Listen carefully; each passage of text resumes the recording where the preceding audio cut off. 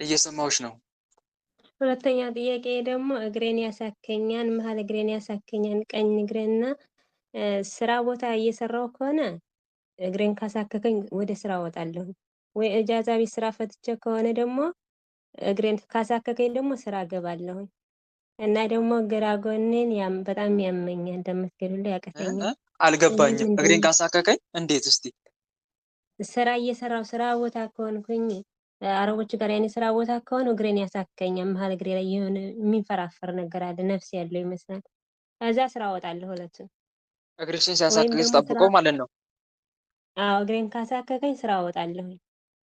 ስራ ፈትቼ ተቀምጬም ከሆነ ደግሞ እግሬን ካሳከከኝ ስራ ይመጣልኛል፣ ስራ እገባለሁ። እዛም ኢጃዛ ቤት እነዚህ እያለሽ እግርሽን ሲያሳክክሽ እንደገና መልሰሽ ስራ ትገቢያለሽ። አዎ ደግሞ ስራ ሂጄ ከሆነ እግሬን እንደዚህ ካሳከከኝ ደግሞ ስራ እወጣለሁ። እሺ፣ ስለዚህ ከስራ ለመውጣትም ለመግባትም ምልክት ይሰጥሻል ማለት ነው፣ እግር አዎ በማሳከክ። ይሄ አዎ ይሄ ሁል ጊዜ እንደዚህ ሆነ። ይሄ አስቸገረኝ። እኔ ከምን እንደሆነ እሺ፣ አላወቅኩም። ይሄን ነግረኝ ነው። እዛ ደግሞ ግራ ጎኔም በጣም ያመኛል ስሰግድ ተጣመሜ ሁሉ እሄዳለሁ። ይሄ መልካም። ከምንድን እሺ፣ ነው? እሺ እህቴ፣ አሁን የመጀመሪያው ነገር ምን ነበር ያልሽኝ? የመጀመሪያው የመጀመሪያው ጾም እጾማለሁ። ከጾም በኋላ ግን ምግብ በጣም ያስፈልገኛል። የምበላውን እራሱ አላውቀውም። አሃ የአዛብ መንፈስ አንደኛ የአዛብ መንፈስ ብዙ ነው አይደል የሚያስበላሽ? ብዙ በማስበላት ነው የሚፈታተነው። አዎ ጾም ማሻረስ፣ ጾም ትሽራለሽ በመሀል በመሀል? ጾም ሽሬ አላውቅም። እጾማለሁ ሰዓቲቷ ደረሰኝ በኋላ ግን ያው እሺ፣ የጾም ማሰሪያው እስከሚደርስ ድረስ እየበላሁ ነው የምውለው። አሃ ስለዚህ መጨረሻ ላይ ከጾሙ በኋላ አብዝቶ ያስበላሻል ማለት ነው። አዎ መልካም። የአዛብ መንፈስ አንደኛ ከምግብ ጋር አብሮ የገባ የአዛብ መንፈስ ካለ አብዝቶ ያስበላል። የአዛብ መንፈስ ደግሞ በአረቦቹም በኩል ሊመጣ ይችላል ወደ አንቺ፣ በአረቦቹ በኩል ሊመጣ ይችላል የአዛብ መንፈስ። ሁለተኛ ደግሞ ከምግብ ጋር አብሮ የገባ መተት ካለ፣ ከምግብ ጋር አብሮ የገባ መተት፣ በምግብ የገባ ማለት ነው። በምትበዩ ተደግሞ ሊሆን ይችላል፣ በምትጠጪው ሊሆን ይችላል። ከዛ በዛ በኩል አብሮ የገባ መተት ካለ አብዝቶ ያስበላል። ጾምም ያሽራል፣ አብዝቶም ያስበላል። አብዝቶ በማስበላት በተቃራኒው ደግሞ የምግብ አፒታይት በመዝጋት በቂ ምግብ እንዳንመገብም ጭምር ያደርጋል። እነኚህ መናፍስት ናቸው እንደዚህ የሚፈታተኑሽ። ያ ዋና ዓላማቸው ለምንድን ነው? አብዝተሽ እንድትበይ ያደርጉና አንደኛ ሰው አብዝቶ ከበላ ምን ይሆናል? ለጸሎት ይሰንፋል አይደል? አባቶቻችን እንዳሉት አብዝቶ የሚበላ የሚጠጣ በጸሎት ጊዜ ይሰንፋል፣ በሀሳቡ መጋደል አይቻልም ይላል። የሀሳብ ጦርነት ይነሳበታል አብዝቶ የሚበላ ሰው። የሀሳብ ጦርነት ውጊያ ይከፈትበታል። ዝሙት ይንቀሰቀስበታል አብዝቶ የሚበላ ሰው። አብዝቶ የሚበላ የሚጠጣ ሰው በሀሳብ ራሱን መጋደል አይችልም። እንደገናም ደግሞ ረሃብና ትጋት ግን ልብን ከክፉ ሀሳብ ያነጹታል፣ ስጋንም ከሰይጣን ውጊያ ይጠብቁታል ይላሉ አባቶቻችን። ያለ ልክ የሚበላ ሰው እንደ አለሌ ፈረስ ነው። በልክ የሚበላ ሰው ግን በእግዚአብሔር ረድኤት ጸንቶ ይኖራል፣ እንደ አድማስም ደንጊያ አጥርም እንዳለው ግንብ ጸንቶ ይኖራል ይላል። ስለዚህ ለምንድን ነው አብዝቶ የሚያስበላሽ መንፈስ? አንደኛ በሀሳብ መጋደል እንዳትቺ፣ ክፉ ሀሳቦችን የመቋቋም አቅም አይኖርሽም። ለጸሎትም ለመነሳት ትሰንፊያለሽ፣ አብዝተሽ ትተኛለሽ። ሌላው በህልም እየመጣም ይፈታተናል። ወንዶችን በህልመ ሌሊት እየመጣ ይፈታተናል። አንዳንዴም በሴቶችም በወንዶችም ቀለም አልባ ፈሳሽ እንዲፈሳቸውም ያደርጋል። ከማህፀናቸው ሴቶችን ከማህፀን ወንዶችን ደግሞ ከአፍረተ ስጋቸው ቀለም አልባ ፈሳሽ የሆነ አባቶቻችን ሲናገሩ አብዝቶ የሚበላ የሚጠጣ ሰው በቀንና በሌሊት በክፉ ህልም ይቸገራል፣ የረከሰ ነገርም ሁልጊዜ ከሰውነቱ ይወጣል ይላሉ። በእንደዚህ አይነት ነገርም ይፈታተናል። ሌላው ደግሞ ልበ ደንዳና ያደርጋል አብዝቶ መብላት። ስለ እግዚአብሔር ስራ ሁሉ አብዝቶ ይቆጣል። ስለ እግዚአብሔር ስራ ሁሉ አብዝቶ ይቆጣል፣ ልቡ ይደነድናል። ልቡ ከመጥፋቱም የተነሳ በምድራዊ ስራ ይያዛል ይላሉ። ከዚህ አንጻር መንፈስ አብዝቶ ያስበላል ሰውን። መጥነን እንዳንመገብ ያደርገናል። ለዛ ነው መጽሐፍ ቅዱስ ትንቢተ ኢሳይያስ ምዕራፍ 56 ቁጥር 11 እስከ 12 ላይ መብል ወዳጆች ከቶ የማይጠግቡ ውሾች ናቸው ብሎ በግልጽ የሚያስቀምጠው ለዛ ነው። ከሐዋርያው ቅዱስ ጳውሎስ ደግሞ መብል ግን ወደ እግዚአብሔር አያቀርበንም አለ። መብል ወደ ማን አያቀርበን? ወደ እግዚአብሔር አያቀርበንም። ብንበላ ምንም አይተርፈንም፣ ባንበላም የምንጎዳው ነገር የለም ብሏል። ስለዚህ አትብሉ ነው አይደለም፣ በመጠኑ ብሉ ነው፣ በመጠኑ ተመገቡ እና ከዛ አንጻር ነው።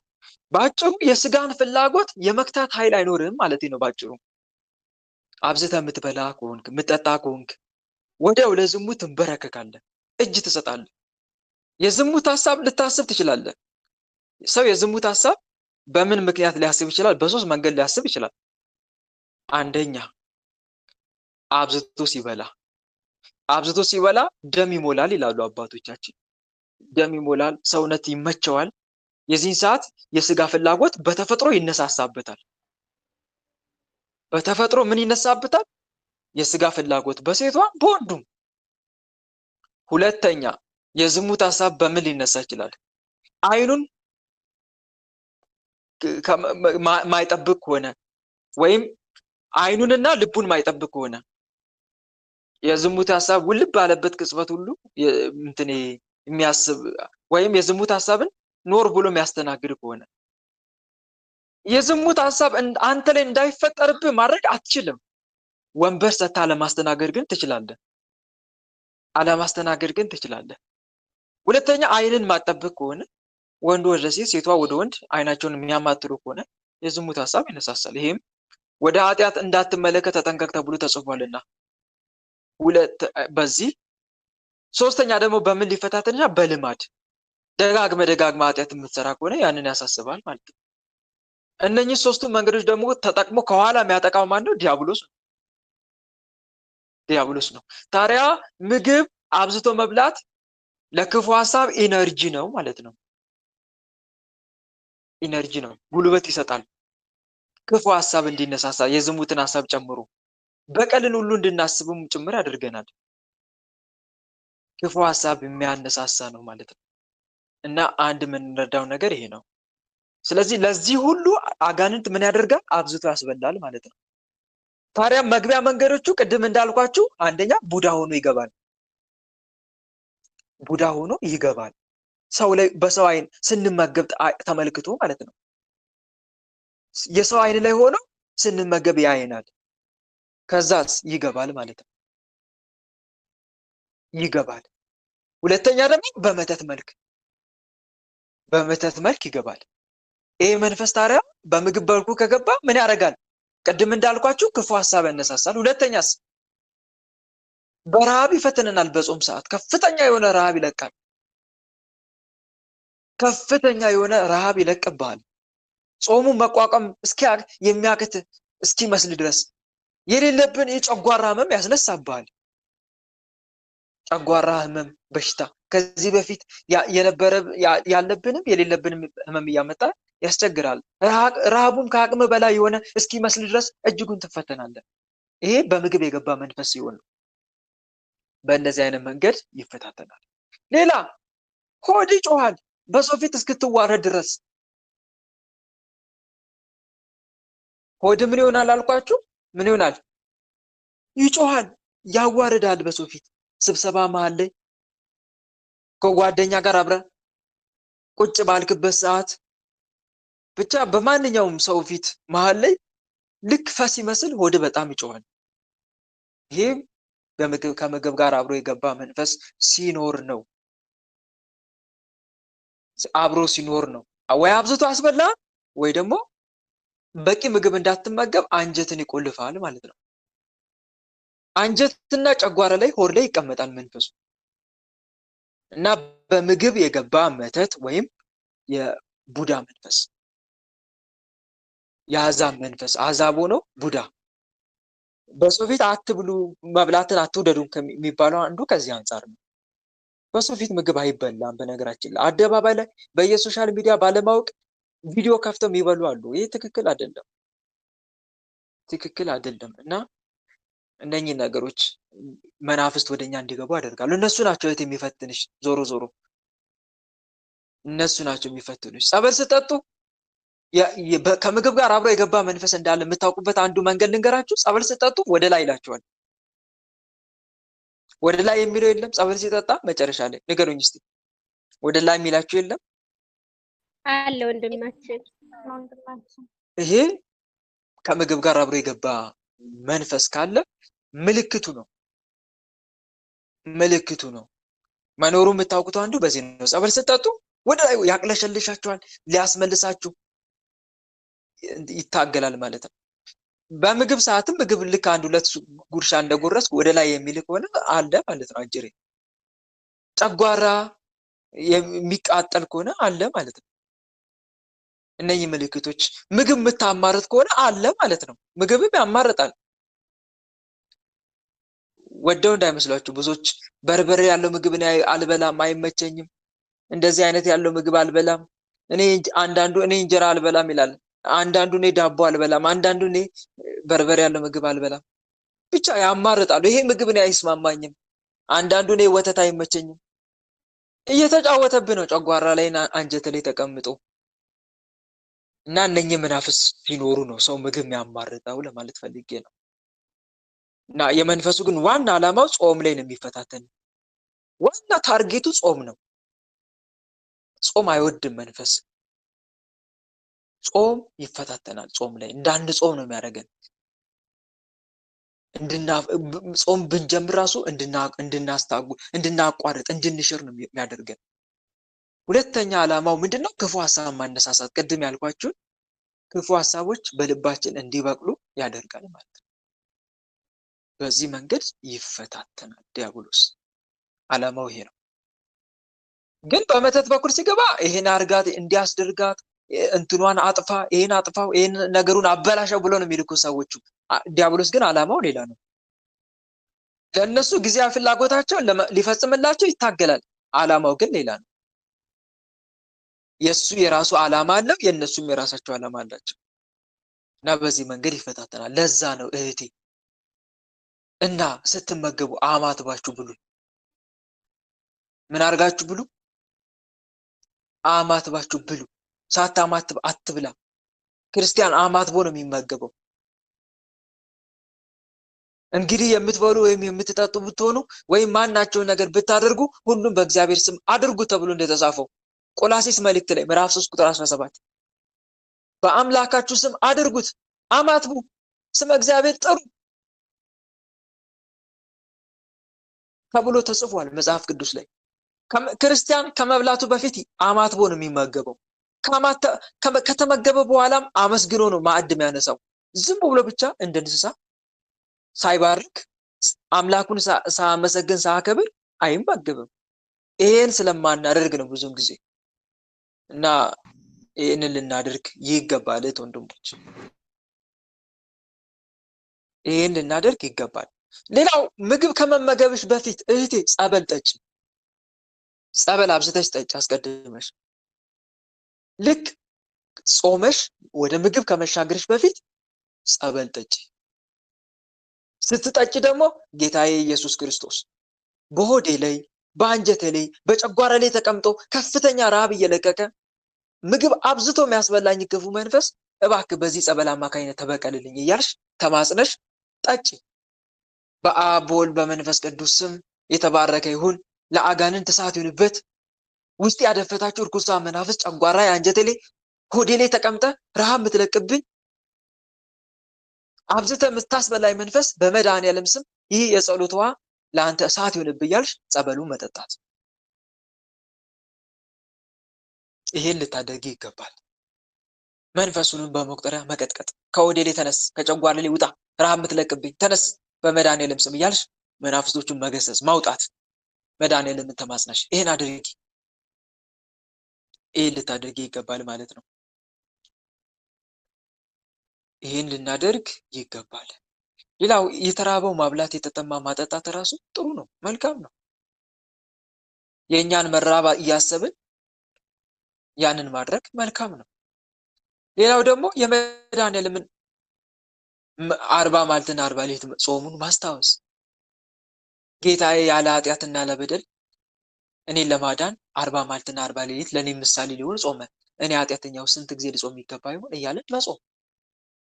ስንመገብም ልክ እንደዛ። በዚህ ምክንያት ማሸነፍ ትችያለሽ እህቴ።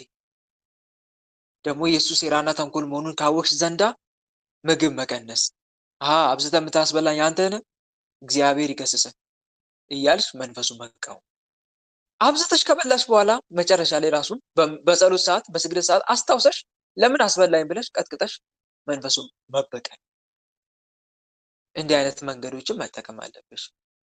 እና ደግሞ አብዝቶ ሲያስበላሽ በስግደት የበላሽውን ፈንታ ስግደት ቅጪ። ለምሳሌ እንበልና መደበኛ ስግደት 300 ነው እንበል፣ በየቀኑ 300 ነው እንበል መደበኛ ስግደትሽ። ስለዚህ አሁን መንፈሱ ዛሬ አብዝቶ ካስበላሽ አብዝተ በማስበላት እቀጣሃለሁ በመድኃኒዓለም ስም ብለሽ አብዝተሽ ደግሞ ስግደት ትሰግጃለሽ። 400 መስገድ ወይም ስግደት ትጨምሪበታለሽ በመደበኛው ስግደትሽ። አብዝተ እንዳታስበላኝ ብለሽ ተቀጠቅጫለሽ መጀመሪያ። ከዛ አብዝተ እንዳታስበላኝ ካስበላኝ እቀጣለሁ በመድኃኒዓለም ስም ብለሽ ከዛ በኋላ ካስበላሽ ትቀጫዋለሽ። እጥፍ አድርገሽ ስግደቱን ትጨምሪበታለሽ ማለት ነው። በዚህ ትቆጣጠሪዋለሽ መንፈሱ። ልክ እንደ አባ መቃርስ ማለት ነው። አባ መቃርስ በጣም የሚገርም ዘዴ መንገድ ይጠቀም ነበረ። ምንድነው ከተባለ ወይን ያጠጡት ነበረ መነኮሳት። እዛ በዓል ያደርጉና ብቻ ከሰው ጋር ይገናኛል አይደል? ከሰው ጋር ሲገናኝ ስለ ፍቅር ብለው እባክህ ጠጣ ብለው ያስቸግሩት ነበር በግድ። ከዛ እሱ ደስ ይበላቸው ብሎ ያደርገው ነበረ፣ እነሱን ላለማስከፋት ብሎ ማለት ነው። ይሄ የራሱ መንገድ ነው። ያንን መንገድ ይጠቀማል። ከዛ በኋላ መጨረሻ ላይ ወደ ባቱ ይገባና ይሄን በመጠጣቴ ብሎ ራሱን ይቀጣል። እጅግ አርጎ ሰውነቱን ያሰቃያል። ነገም ካጠጡት ነገ ደግሞ አብዝቶ ይቀጣል ራሱን ማለት ነው። ወይም ደግሞ በተጋድሎ ላይ ተጋድሎ ይጨምራል ማለት ነው ባጭሩ። እንዲህ ያደረገ ሲቀጣ አንድ ደቀ መዝሙር በስውር ተመለከተው። እባካችሁን አታጠጡት ከዛሬ ጀምሮ ብለው መነኮሳቱን መማፀን ጀመረ። እባካችሁ እንዳታጠጡት፣ እናንተ ባጠጣችሁት ቁጥር እሱ ሰውነቱን እጅግ አርጎ እያሰቃየ ነው ብሎ ነገራቸው። ከዛ በኋላ እንዲጠጣ ማስገደድን አቆሙ፣ ተውት። አያችሁ አይደል? በጠጣው ምትክ ምን አደረገ? ተጋድሎ ጨመረ። እንዲህ ያደረገ ሰውነቱን ይቀጣ ነበረ አባ መቃርስ፣ ታላቁ አባ መቃርስ። ስለዚህ አንቺ አብዝቶ ሲያስበላሽ አንቺ ምን ማድረግ ትችላለሽ? በበላሽው ልክ ትቀጨዋለሽ ማለት ነው። ከመጠን ያለፈ መጀመሪያ መጥኝ፣ ይሄን ያክል ምግብ መመገብ አለብኝ ብለሽ ለኪ ለራስሽ ለሰውነትሽ። ለምሳሌ አንድ ሰው አንድ እንጀራ የሚመገብ ከሆነ አጋንንት ወይም ደግሞ ከአንድ እንጀራ በላይ ከተመገበ የበላውን ቅጣት ይቀጠዋል ማለት ነው። ለሰውነቱ ቅጣት ቀኖና ይሰጠዋል፣ ለራሱ ማለት ነው። ለራሱ ቀኖና ይሰራል፣ የስግደት ቀኖና ይጨምራል ማለት ነው። አብዝቼ በመብላቴ ብለህ ትቀጣለህ ሰውነትን። እንዲህ ያደረግን ሰውነታችንን መጎሰም፣ ጠላታችን ደግሞ መበቀል እንችላለን። ለምሳሌ ግማሽ እንጀራ የምትበላ ከሆነ ደግሞ አንድ እንጀራ ከበላ የዛ የግማሽ መመገብ የነበረን አንድ እንጀራ ዛሬ አስበልተዋልና ትቀጠዋለህ ማለት ነው። በዚህ መልኩ መንፈስንም መቅጣት ስጋህንም መጎሰም ትችላለህ ማለት ነው። አሁን ተረድታችኋል አይደል? ተመለሰልሽ እቴ? በዚህ መልኩ መንገድ ውስጥ መግባት ትችላለሽ ማለት ነው። ወደ መስመር መግባት ትችላለሽ። ሁለተኛው ደግሞ ምን ነበራችሁ? እግሬ ያሳከከኛል ነው። ከስራ ስወጣም ሆነ ስገባ እግሬን ምልክት ያሳከኛል። ይሄ በነገር አብር አንከረት ነው። እግር የሚያሳክከው አብር አንከረት ነው። ብዙውን ጊዜ ወንድሞች እግር የሚያሳክከው ማን ነው? አብር አንከረት መንፈስ ነው። በእግር የገባ መንፈስ በመርገጥ ጊዜ ወይም ደንቃራ መተት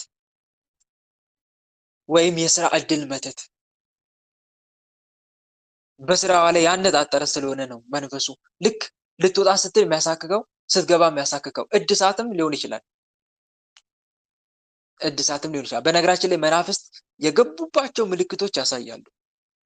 በእግር ከገባ መንፈስ ብዙውን ጊዜ እግር በማሳከክ፣ እግር በመብላት፣ በማሳከክ፣ በመቆርጠም፣ በማድማት በተለያየ ምልክት መግባቱን ወይም መኖሩን ይገልጻል መንፈስ። ልክ በሆድ የገባ ካለ ምን አይነት ምልክት እንደሚያሳይ ቅድም የነገርኳችሁ ምልክቶች እንደሚያሳይ አብዝቶ መብላት፣ መጠጣት ወይም ከፍተኛ የረሃብ ስሜት እንዲሰማን ማድረግ። ይሄ አሁን በምግብ የገባ አይደል? በእግር የገባ ደግሞ ከሆነ ልክ አሁን ቅድም እንዳልሽው ምልክቶችን ያሳያል። እናም ምናልባት ስራሽ ላይ ያነጣጠረ መንፈስ ነው በእግር የገባ። አብር አንክርት ካለ እንደዚህ ያደርጋል።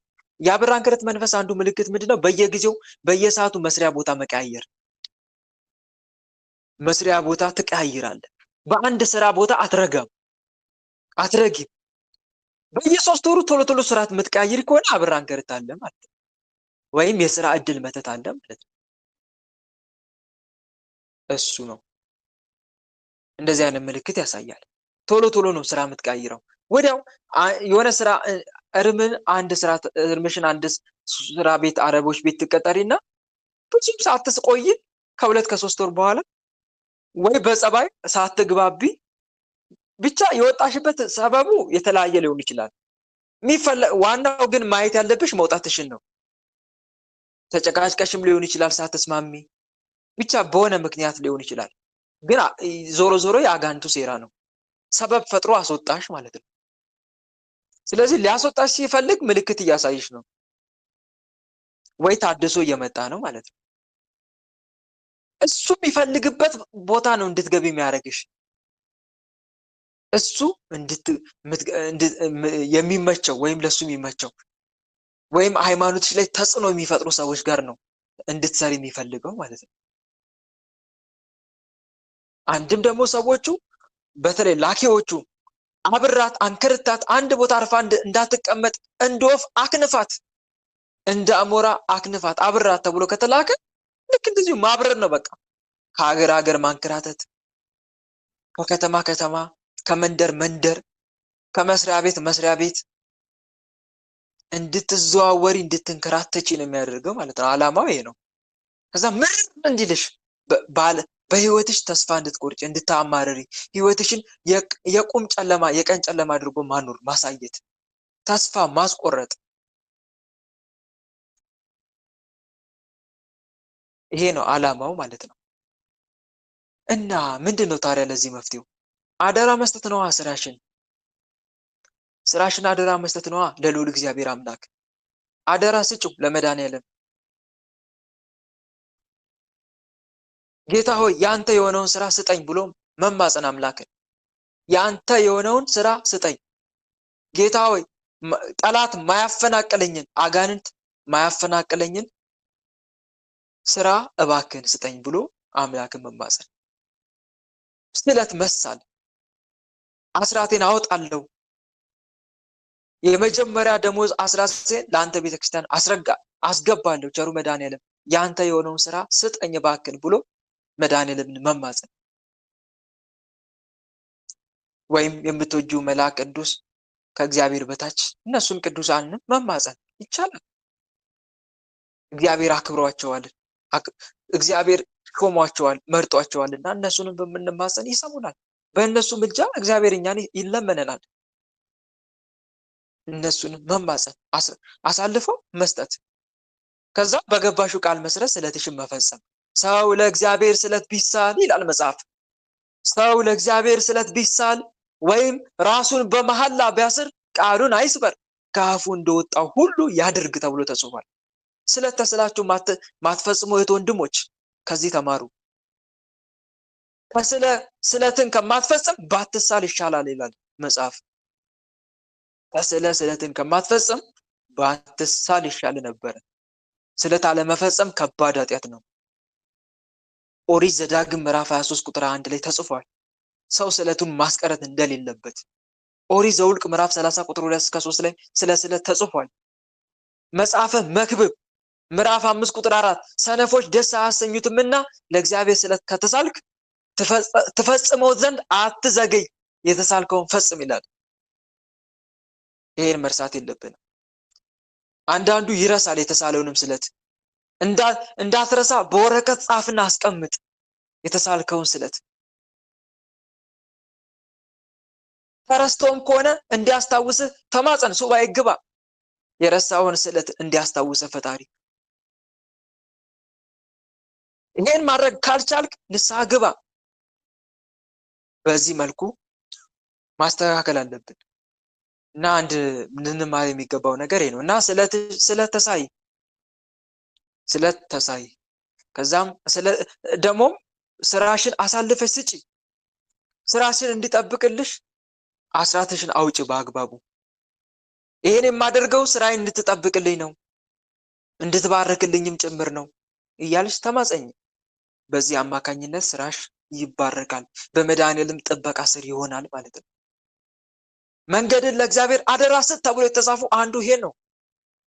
መንገድን ለእግዚአብሔር አደራ ስጥ፣ በእርሱም ታመን፣ እርሱም ያደርግልሃል። ጽድቅን እንደ ብርሃን ፍርድንም እንደ ቀትር ያመጣልሃል። የልብን መሻት ይፈጽምልሃል ይላል።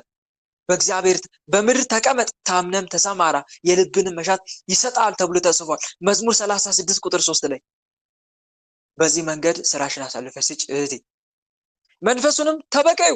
ጌታ ሆይ በስራዬ የሚመተት መተት ካለ፣ በእግሬ በኩል የገባ የአብር አንከረት መንፈስ ካለ ጌታ ሆይ እባክህን ያዝልኝ፣ ከዛሬ ጀምሮ ለአንተ አሳልፌ ሰጥቻለሁ ብለሽ ሱባኤ ገብተሽ ተማጽነሽ ያንን መንፈስ እንዲይዝልሽ ተማጸኝና መንፈሱን ተበቀዩ። ይይዝልሻል ቸሩ መድኃኔዓለም። እባክህን ይህን መንፈስ ያዝልኝ፣ ለአንተ አሳልፌ ሰጥቻለሁ በይ። ሌላው በስግደት በርቺ። ብዙ ጊዜ እጅ እግር የሚያሳምም መንፈስ፣ እጅ እግር የሚያሳብጥ የሚያደማ መንፈስ ትልቁ መድኃኒቱ አንዱ ስግደት ነው። በዚህ መንገድ መንፈሱን መበቀል ይቻላል ማለት ነው። መንገድን ለእግዚአብሔር ስጥ፣ እርሱ እግሮቼን ከወጥመድ ያወጣቸዋልና ዓይኖቼ ሁልጊዜ ወደ እግዚአብሔር ነው እንዳለው ዳዊት፣ ራስሽን ለእግዚአብሔር አሳልፈሽ ስጪ መንገድሽን። አንዱ ይሄንን ነው እህቴ። ሌላው ሶስተኛው ምን ነበር አልሽኝ? ሶስቱንም መለስኩልሽ። ጎኔን ይወጋኛል ነው እሱ የቤተሰብ ዛርም ሊሆን ይችላል። እሱ የቤተሰብ ዛር አንድ፣ ሁለተኛ ደግሞ ጥላ ወጊም ሊሆን ይችላል። ይሄ ውጋትን በተያዘ ብዙን ጊዜ የሚፈታተነው ጥላ ወጊ ነው። እሺ ወንድሞች፣ ይሄ ልብ የሚያፍን ድንገት መቶ ቅስፍ ውግት የሚያደርግ እሱ የአየር አጋንንት፣ በተለይ በጸሎት ሰዓት ከሆነ ደግሞ ልክ ጸሎት ስንጀምር ጀርባችን ደረትን አካባቢ ቅስፍ ውግት የሚያደርግ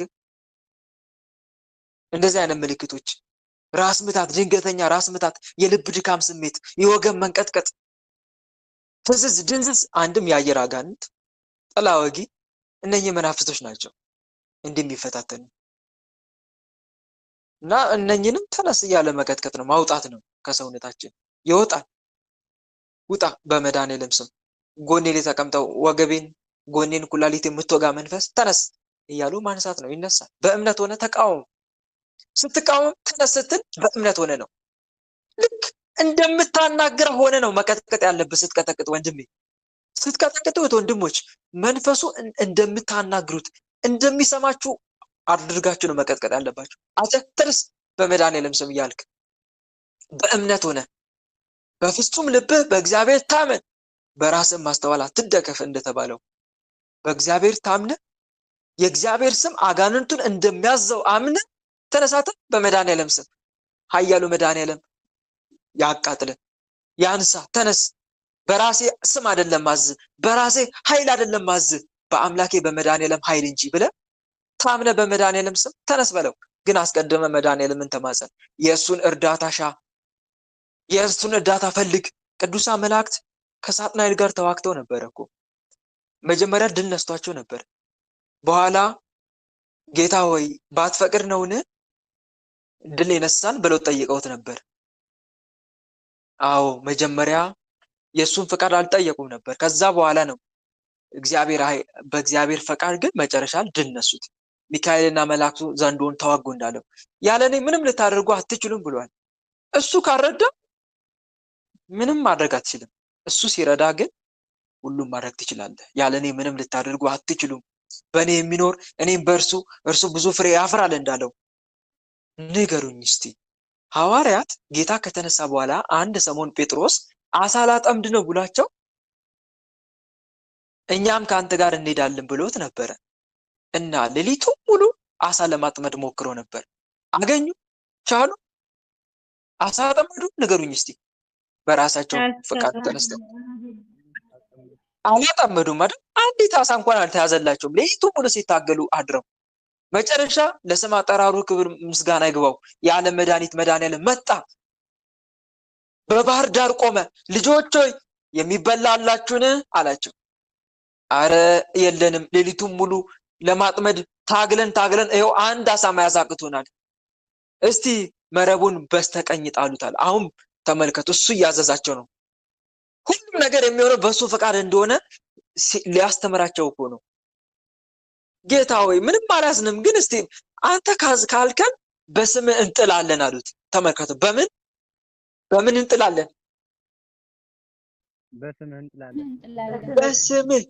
የስሙን ኃይል እዚህ ጋር እንድትረዱ ስለምፈልግ ነው። በስምህ እንጥላለን አሉት። ከዛ ታመኑና በስሙ ጣሉ። በስሙ ሲጥሉ አይተውት ማያውቁትን አሳ ያዙ። በህይወታቸው አይተውት ማያውቁትን አይታችሁ አይደል? በስምህ እንጥላለን። እኛም ይሄንን ስሙን ስላልያዝን ነው ማለት ነው። ፈቃዱን ጠይቅ። ያለሱ ፈቃድ ምንም ማድረግ አትችልም። እሱ ካልረዳ ስንዝር አትጓዝም። የእሱን እርዳታ በተሰበረ ልብ ሆነ ንስሐ ገብተህ ጠይቅ። ከዛ በኋላ ጠላትን ላይ ተነሳበት። ከዛ ጠላት ላይ ጦርነት አውጅ።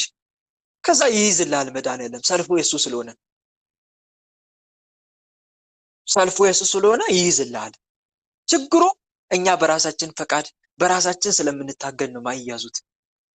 እና አንዱ ከዚህ አንፃር ነው እና የእሱን እርዳታ መጠየቅ፣ ከዛ መናፍስቶችን መዋጋት እንችላለን ማለት ነው። በዚህ መልኩ ይያዛል እና ይሄን ይመስላል። እህቴ ከተመለሰልሽ። እሺ ወደ አሜን። እሺ መሰረት ወለተ ስላሴ ተራ ቁጥር 1 መሰረት ወለተ ስላሴ አሁንም የለሽም? እሺ ወለተ ብርሃን ተራ ቁጥር 2 ወለተ ብርሃን አንቺም የለሽም? መልካም። ተራ ቁጥር 4 ወለተ ኢየሱስ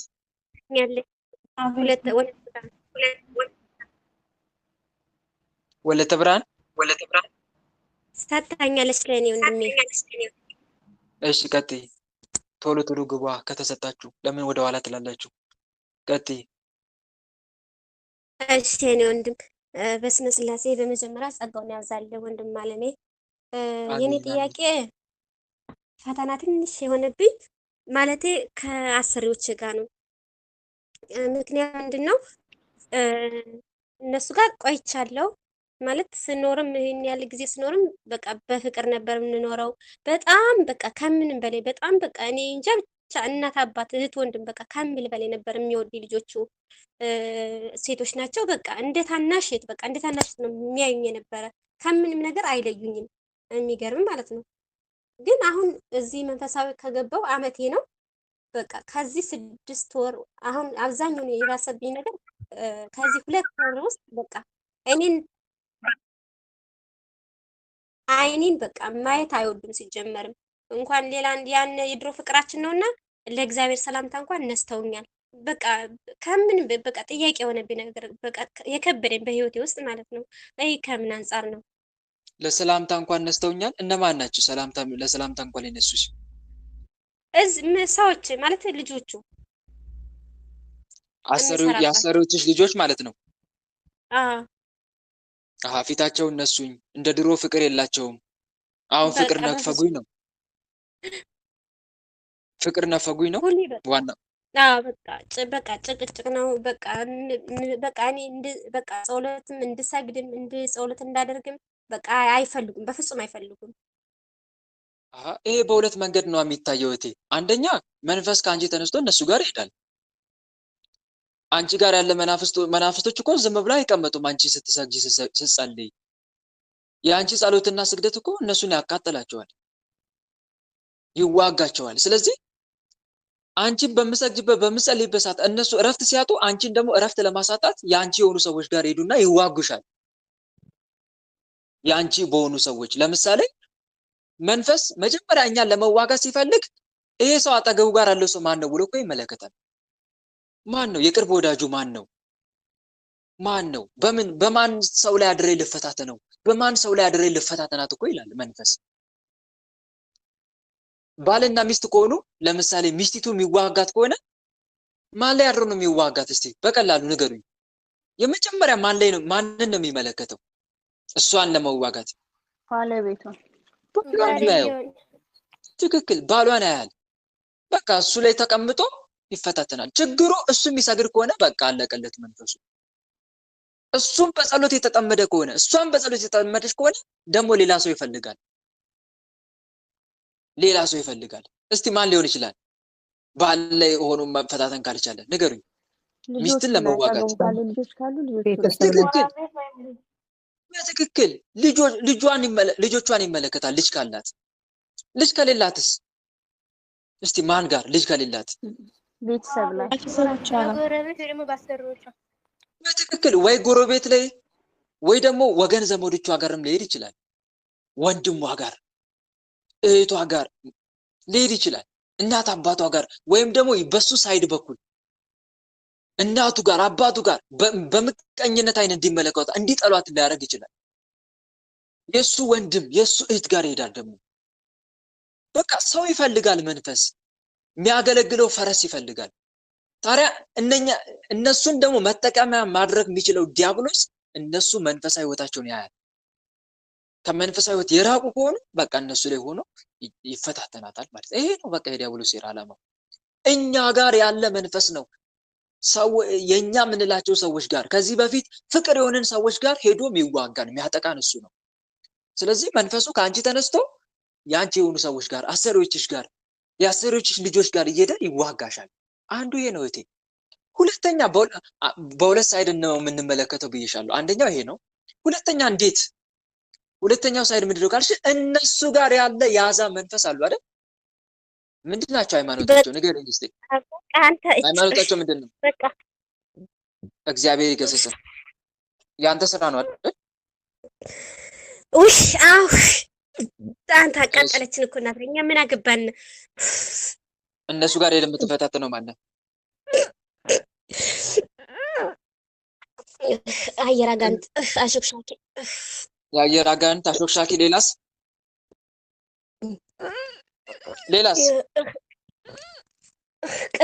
የቅናት መንፈስ። የቅናት መንፈስ። ሌላስ? እኛ ምክንያቱም ጸሎት አንወድም። እኛ እኮ እኛ ጸሎት አንወድም እኮ። የአየር አጋንንት፣ የቅናት መንፈስ። ሌላስ? ቶሎ ተናገሩ። አሾክሻኪ። ሌላስ? ሁሉም እኮ ታስረናል እኮ ሁላችንም ታስረናል። ሁላችሁም ተናገሩ በመድኃኒዓለም ስም። የቀረ ካለ ያልታሰረ የአሰሪዎቿ ልጆች ጋር እየደም ይፈታተን በጥላቻ አይን እንዲመለከቷት ሰላም እንዳይሏት የምታደርጉ እነማን ናቸው? ሁላችሁም ተናገሩ ቶሎ። አየር አጋንንት፣ አሾክሻኪ፣ ቅናት፣ የቡዳ ዛር። ሌላስ?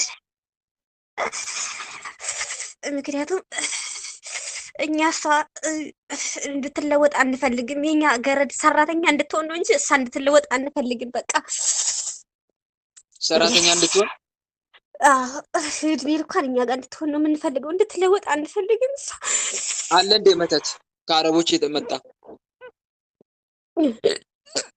መተት አለ ከአረቦች የመጣ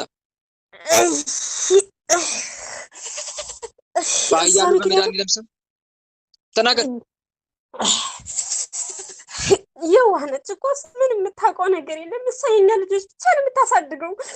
ሰላም ለአብ ዘእምቅድመ ዓለም ነጋሲ ለወልድ ሰላም ስጋ ማርያም ለባሲ ለመንፈስ ቅዱስ ሰላም ኃጢአተ ዓለም ደምሳሲ ኃይሌ ሥላሴ ወፀወኔ ሥላሴ በስመ ሥላሴ እቀጠቅጥ ከይሴ ኃያሉ መድኃኒዓለም ይበቀል።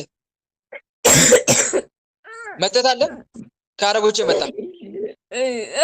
አዎ ባሪያ አድርጋት የተባለ ሀገሯ እንዳትሄድ እኛ ጋር እንድትሆን ብቻ የኛ ገረድ እንድትሆን የኛ ገረድ እንድትሆን ብቻ ምን ፈልገው እኛ ሰራዊታቸው ሰብስቡ የዋናት ምንም የምታውቀው ነገር የላትም። ዝም ብላ ትናገራለች፣ ግን ወዲያው ደግሞ ይቅርታ ትናገራለች ግን ይቅርታ ትናገራለች። ምንም የምታውቀው ነገር የላትም። የዋነች እኮ ቶሎ ሰራዊታቸው ሰብስቡ ቶሎ በመድኃኒዓለም ስም ቶሎ ፈጠን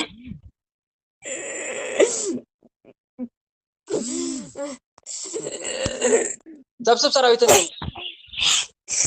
ቡዳ ደግሞ አለ ቡዳ እነሱ የመጣ ተነሱላችሁ ብልጥ አድርገን ጨረስን። አይኖ ሽፋሽፍት እርግፍ አድርገን ጨረስን። አይ ውበታን ሰራዊትን ሰብስብ ሰራዊትን ቶሎ መተቱ በምንድን ነው የገባው? በምንድን ነው የተመተትከው? ባሪያ አድርገህ ተብለህ የተላክ በስራዋ ምክንያቱም እሷ ጎበዝ ነው። ምንም የሚጠፋን ነገር የለም እኮ ጀግና በቃ እኮ በምንድን ነው የተመተትከው?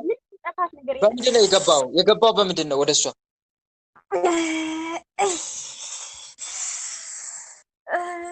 አልነግርም በቃ በምንድን ነው የገባው? ሰላም ለኪ እንዘንሰግን ብለኪ ማርያም ምንን አስተበቅዋኪ እማርዌናዊ ተማይጸንብኪ በእንታና ምኪ ወያቄ ማቡኪ ማይበረነ የውም ድንግል ባርኪ ቅድስት ድንግል ማርያም ትበቀለ። ማይክን ክፈት ማይክን ክፈት። በቅድስት ድንግል ማርያም ስም ማይክን ክፈት። አንተ ክፈት ማይክን በቅድስት ድንግል ማርያም ስም አትከፍትም?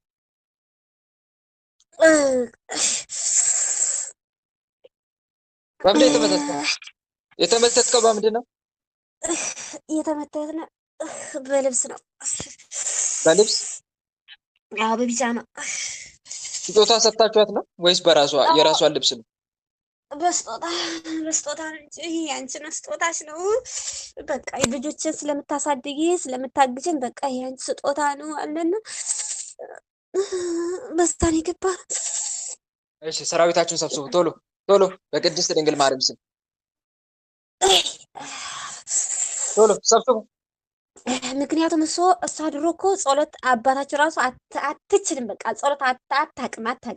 እዚህ ማህበር ከገባሽ ግን አርጋ ነው መልካ በቃ ምን በቃ 24 ሰዓት እዚህ ሲጀምር አንተ እያለኝ ምን ሰላም የለንም እኮ ታውቃለህ። አንተ እያለ ሰላም የለንም። ሰራዊታችሁን ሰብስቡ ቶሎ በፍጥነት ቶሎ ሰብስቡ። እሺ ሰብስበናል ቶሎ ወደ ግንባር። በአብ በወልድ በመንፈስ ቅዱስ ስም በአብ ወልድ በመንፈስ ቅዱስ ስም በኃያሉ በመድኃኒዓለም ስም በቅድስት ድንግል ማርያም ስም በቅዱስ ሚካኤል በቅዱስ ገብርኤል በቅዱስ ሩፋኤል ስም በቅዱስ ሚካኤል በቅዱስ ገብርኤል ስም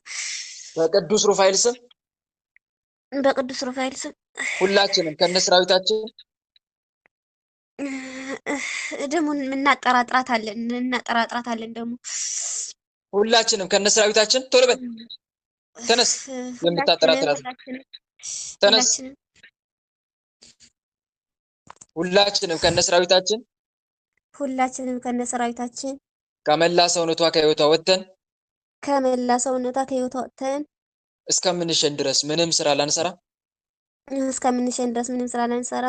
ሰማይና ምድርን በፈጠረ በአጋዕዝተ ዓለም በቅድስት ሥላሴ ስም ከነሰራዊታችን ከእንግዲህ በአሰሪዎቿ ልጆች እያደርን ላንፈታተናት በአጋዕዝተ ዓለም በቅድስት ሥላሴ ስም ከነሰራዊታችን ግንባር ላይ በትምህርተ መስቀል ታስረን ተገዝተናል። በአጋዕዝተ ዓለም በቅድስት ሥላሴ ስም ከነሰራዊታችን ግንባር ላይ ታስረናል። አጋዕዝተ ዓለም ቅድስት ሥላሴ ስርዓታችን ያጽኑብን። ስንጠራ ቤት እንላለን፣ ምንም ስራ አንሰራም። ልብ መልሱ ልብ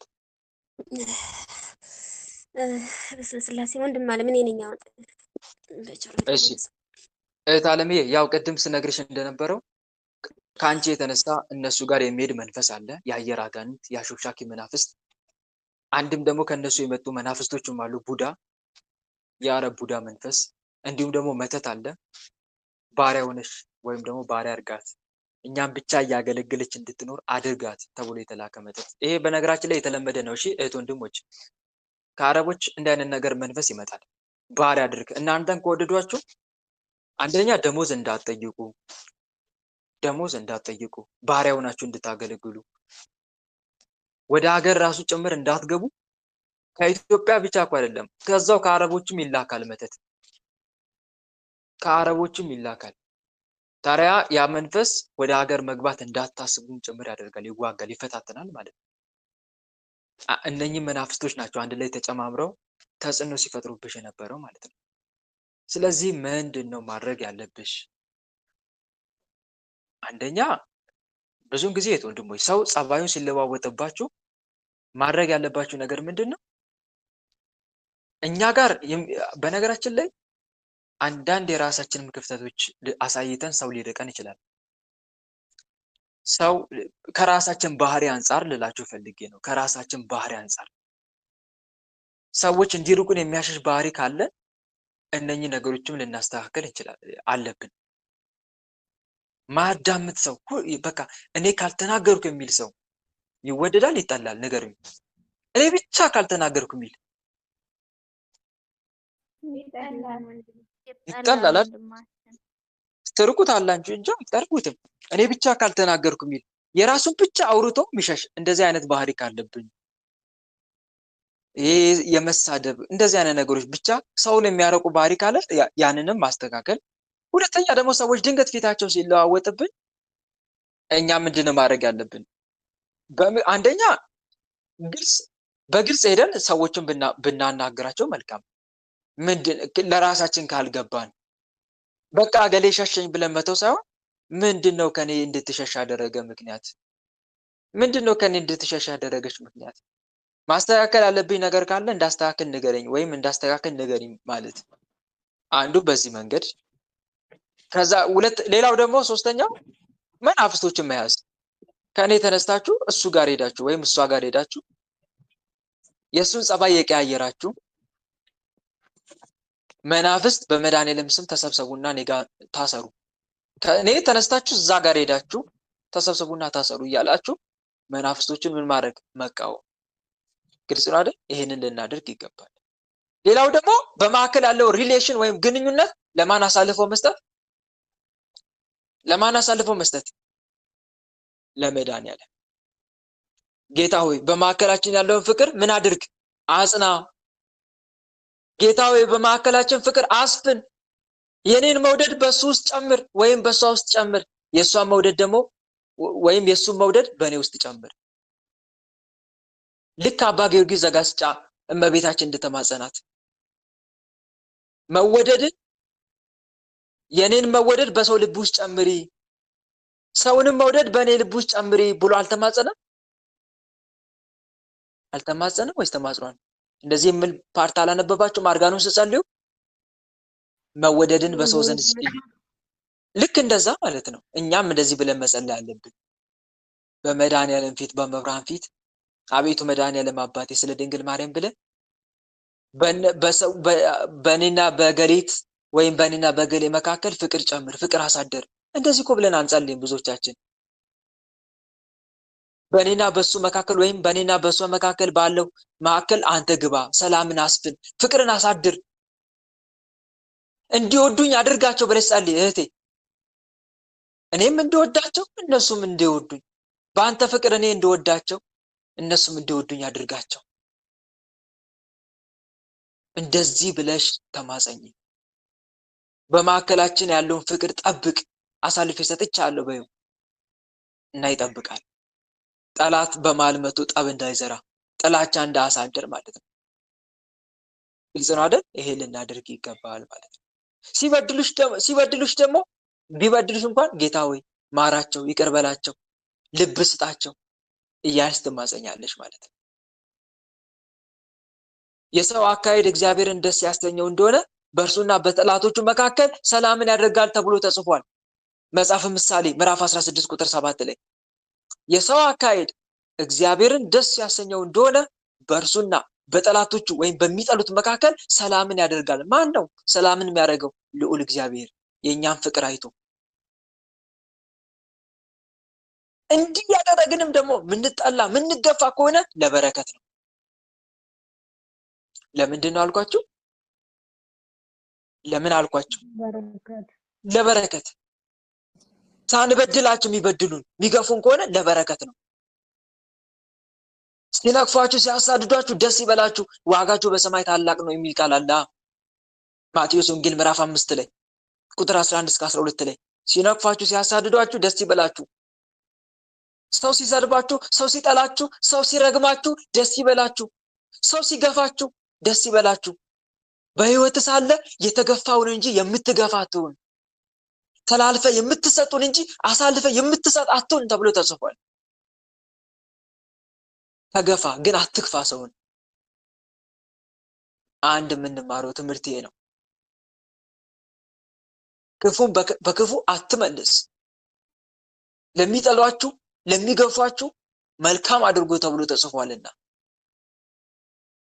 ይሄንን ልናደርግ፣ ምክንያቱም ለበረከት ነዋ።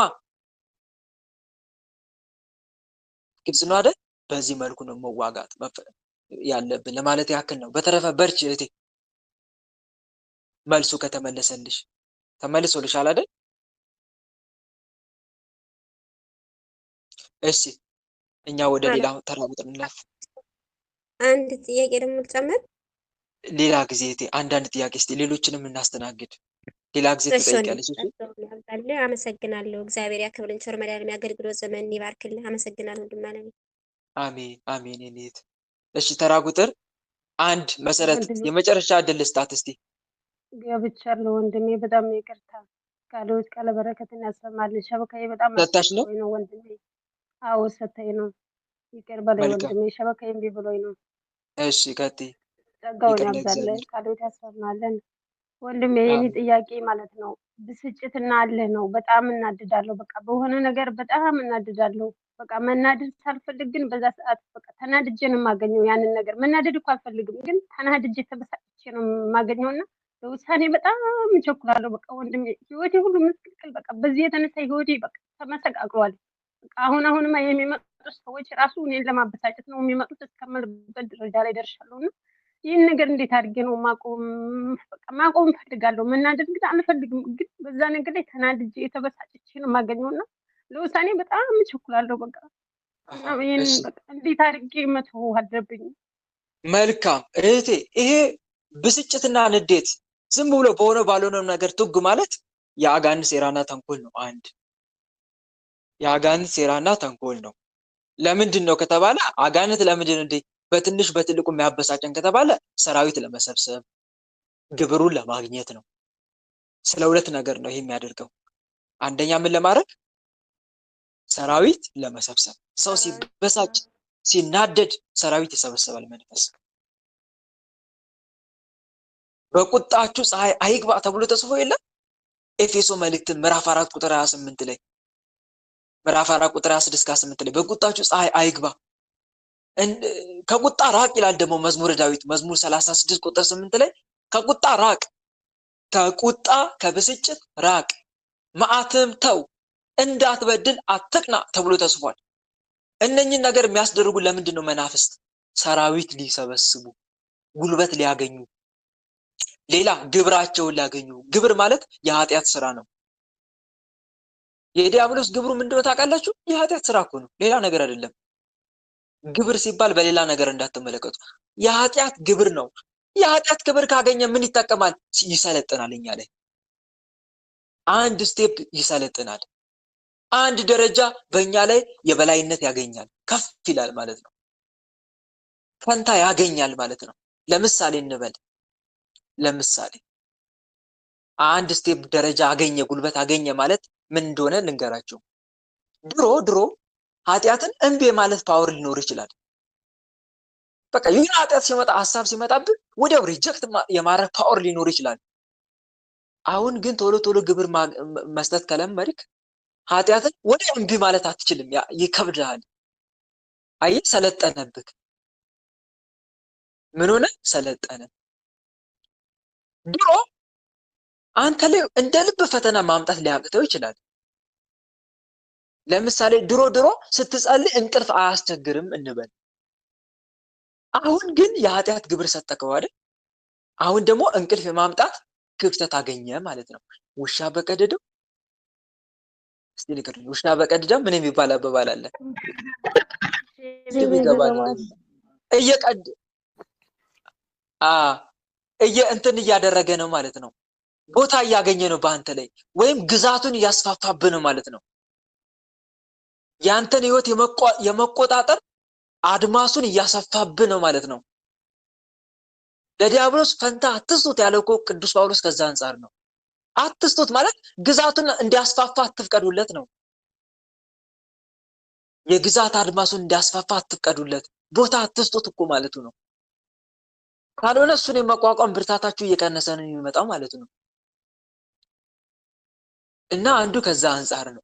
ስለዚህ ግብሩን ሊያገኝ ስላችሁ አንዱ ይሄ ነው።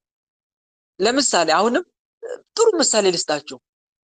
ትዳራችሁ ላይ የመሰልጠን አቅም የለውም እንበል። የመንፈስ ትዳራችሁን የመበጥበጥ አቅሙ የለውም፣ ተዘግቶበታል።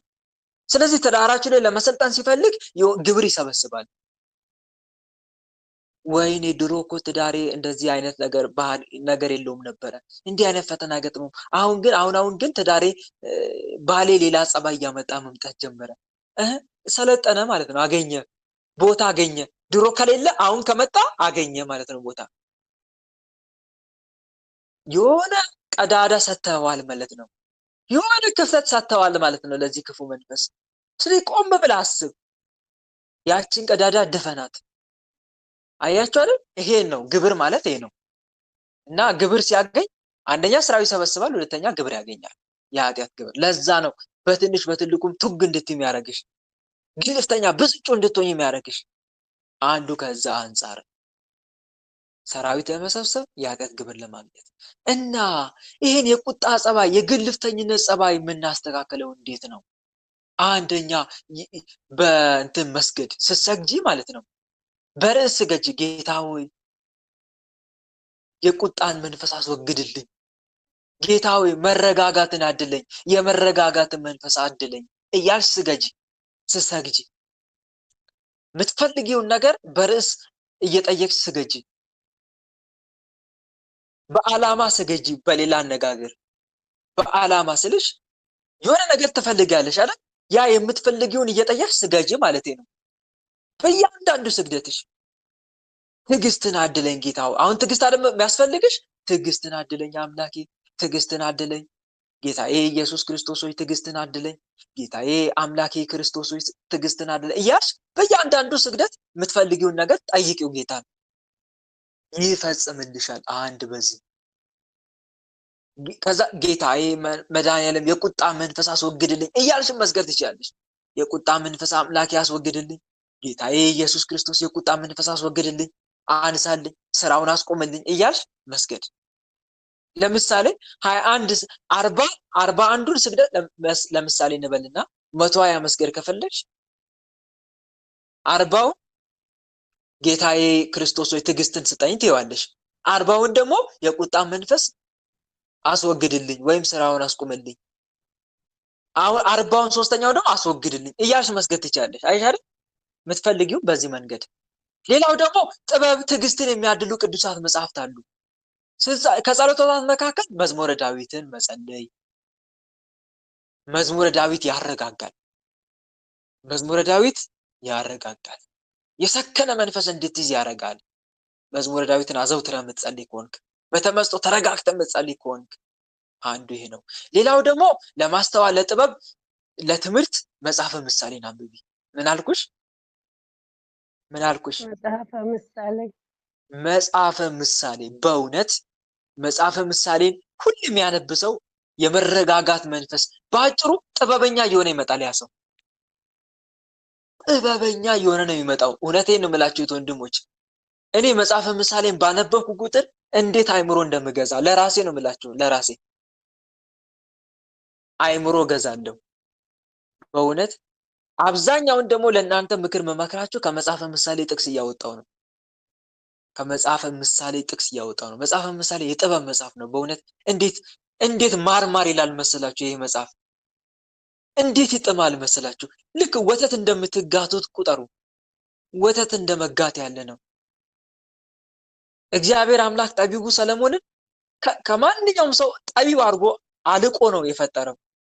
ጥበብ የሰጠው ለማ ለጠቢቡ ሰለሞን እና መጽሐፍ አጽፎታል። መጽሐፈ ምሳሌ ይሄ መጽሐፍ እንጠቀምበት እባካችሁት ወንድሞች።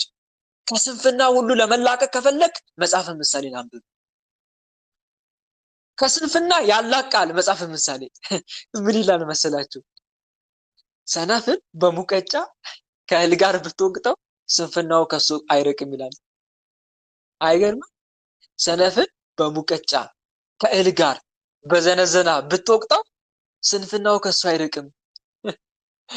ይገርማል። ብቻ መጽሐፈ ምሳሌ ምዕራፍ 27 ቁጥር 22 ላይ ምን ያክል ስንፍናን እንደሚቃወም ነው የሚናገረው መጽሐፉ። አንተ ታካች ይላል መጽሐፈ ምሳሌ። አንተ ታካች እስከ መቼ ትተኛለህ? ከእንቅልፍስ መቼ ትነሳለህ? ጥቂት ትተኛለህ፣ ከእንቅልፍም ትተኛም ዘንድ ጥቂት እጅን ታጥፋለህ። እንግዲህ ድህነትህ እንደ ወንበዴ ችጋርም ሰይፍ እንደታጠቀ ሰው ይመጣባል ይላል። ይኸው ስንፍናን ሲያወግዝ እኮ ነው። ሰነፍ ልጅ ለአባቱ ጸጸት ነው፣ ለወለደችው ምሬት ነው ይላል መጽሐፈ ምሳሌ ላይ። አይገርም? ሰነፍ ልጅ ለአባቱ ጸጸት ነው፣ ለወለደችው ደግሞ ምሬት ነው ይላል። ስንፍናን እያወገዘ እኮ ነው። ይሄን ስታነብ ታዲያ ከስንፍና ዓለም ትነቃለህ። ለስግደት ሰንፈ ከሆነ ትነቃለህ። ለስራ ሰንፈ ከሆነ ትነቃለህ። ትዕግስትን በተመለከተም ይናገራል መጽሐፈ ምሳሌ። ለትዕግስተኛ ሰው ብዙ ማስተዋል አለው ይላል። ቁጡ ግን ስንፍናውን ከፍ ከፍ ያደርጋል ይላል መጽሐፈ ምሳሌ ላይ። መጽሐፈ ምሳሌ ምዕራፍ 14 ቁጥር 29 ላይ ትዕግስተኛ ሰው ከኃያል ሰው ይሻላል፣ በመንፈሱም የሚገዛ ከተማ ከሚወስድ ይበልጣል ይላል መጽሐፈ ምሳሌ 16:32 ላይ። ይሄን ስታነቢ ትዕግስትን ገንዘብ ማድረግ ትጀምሪያለሽ። ስታነቢ ደግሞ ጌታ ሆይ አሁን መጽሐፈ ምሳሌ ላነብ ነው፣ ሳነብ እባክህ ለኔ የሚጠቅመኝን ነገር እንዳስተውል አድርገኝ በይ፣ አይምሮዬን ክፈትልኝ በዩ። እህት ወንድሞች፣ እስቲ በመሃል አንድ ላስታውሳችሁ። አድ እያደረጋችሁ እሺ፣ ቅድም ሳልነግራችሁ ወጥቻለሁ፣ ጀምሬያለሁ መሰለኝ ትምህርቱን። ኃላፊነታችሁን እየተወጣችሁ። አንዳንድ ሰው ምንጊዜም ለትምህርት ስትመጡ አድ ማድረግ እንዳትዘነጉ ብያችኋለሁ። 50 ሎሚ ለአንድ ሰው ሸክሙ ነው፣ ለ50 ሰው ግን ጌጡ ነው። እና አድ ማድረግ እንዳትረሱ በመሃል እሺ። 24600 አይደለ? ቢያንስ ዛሬ 24900 ማስገባት አለብን። እያንዳንዱ ሰው ማነው 26600 አይደል? እያንዳንዱ ሰው አሁን እዚህ 378 ሰው ይታየኛል። 378ቱ አንዳንድ ሰው አድ ቢያደርግ 26900 በአንድ ጊዜ እንገባለን። እና እህት ወንድሞች ፕሊስ ማህበራችንን እናሳድገው። እንዲህ አይነት መንፈሳዊ ትምህርት የምንማማርበትን ማህበር ቸለል ባንል መልካም ነው። ብዙ ሰዎችን ወደ ትምህርት እንጥራ፣ ኃላፊነታችን እንወጣ።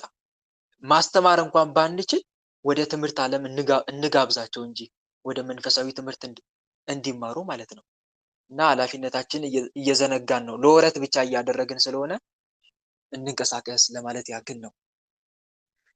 እና ወደ ትምህርት ልውሰዳችሁ፣ ወደ ትምህርት ላምጣላችሁ። ምንም አይነት መጽሐፍ ስታነቡ አስቀድማችሁ እግዚአብሔርን ጠይቁት፣ አይምሯችሁን ሊከፍትላችሁ ዘንድ። ለ12ቱ ሐዋርያት ጌታ መድኃኔዓለም መጽሐፍትን ያስተውሉ ዘንድ አይምሯቸውን ከፈተላቸው ተብሎ ተጽፏል ማቴዎስ ወንጌል ላይ። እንጀራውን ቆርሶ ሰጣቸው። እንጀራውን ቆርሶ ሲሰጣቸው አይምሯቸው ተከፈተ። ሐዋርያት እንዴ ለካ በመንገድ ላይ ሲነግረን የነበረው የናዝሬቱ ኢየሱስ ክርስቶስ ለካ አምላካችን ነው ብለው ተገረሙ። ቅዱሳት መጽሐፍትን እንዲያስተውሉ አይምሯቸውን ሲከፍትላቸው አያችሁ አይደል?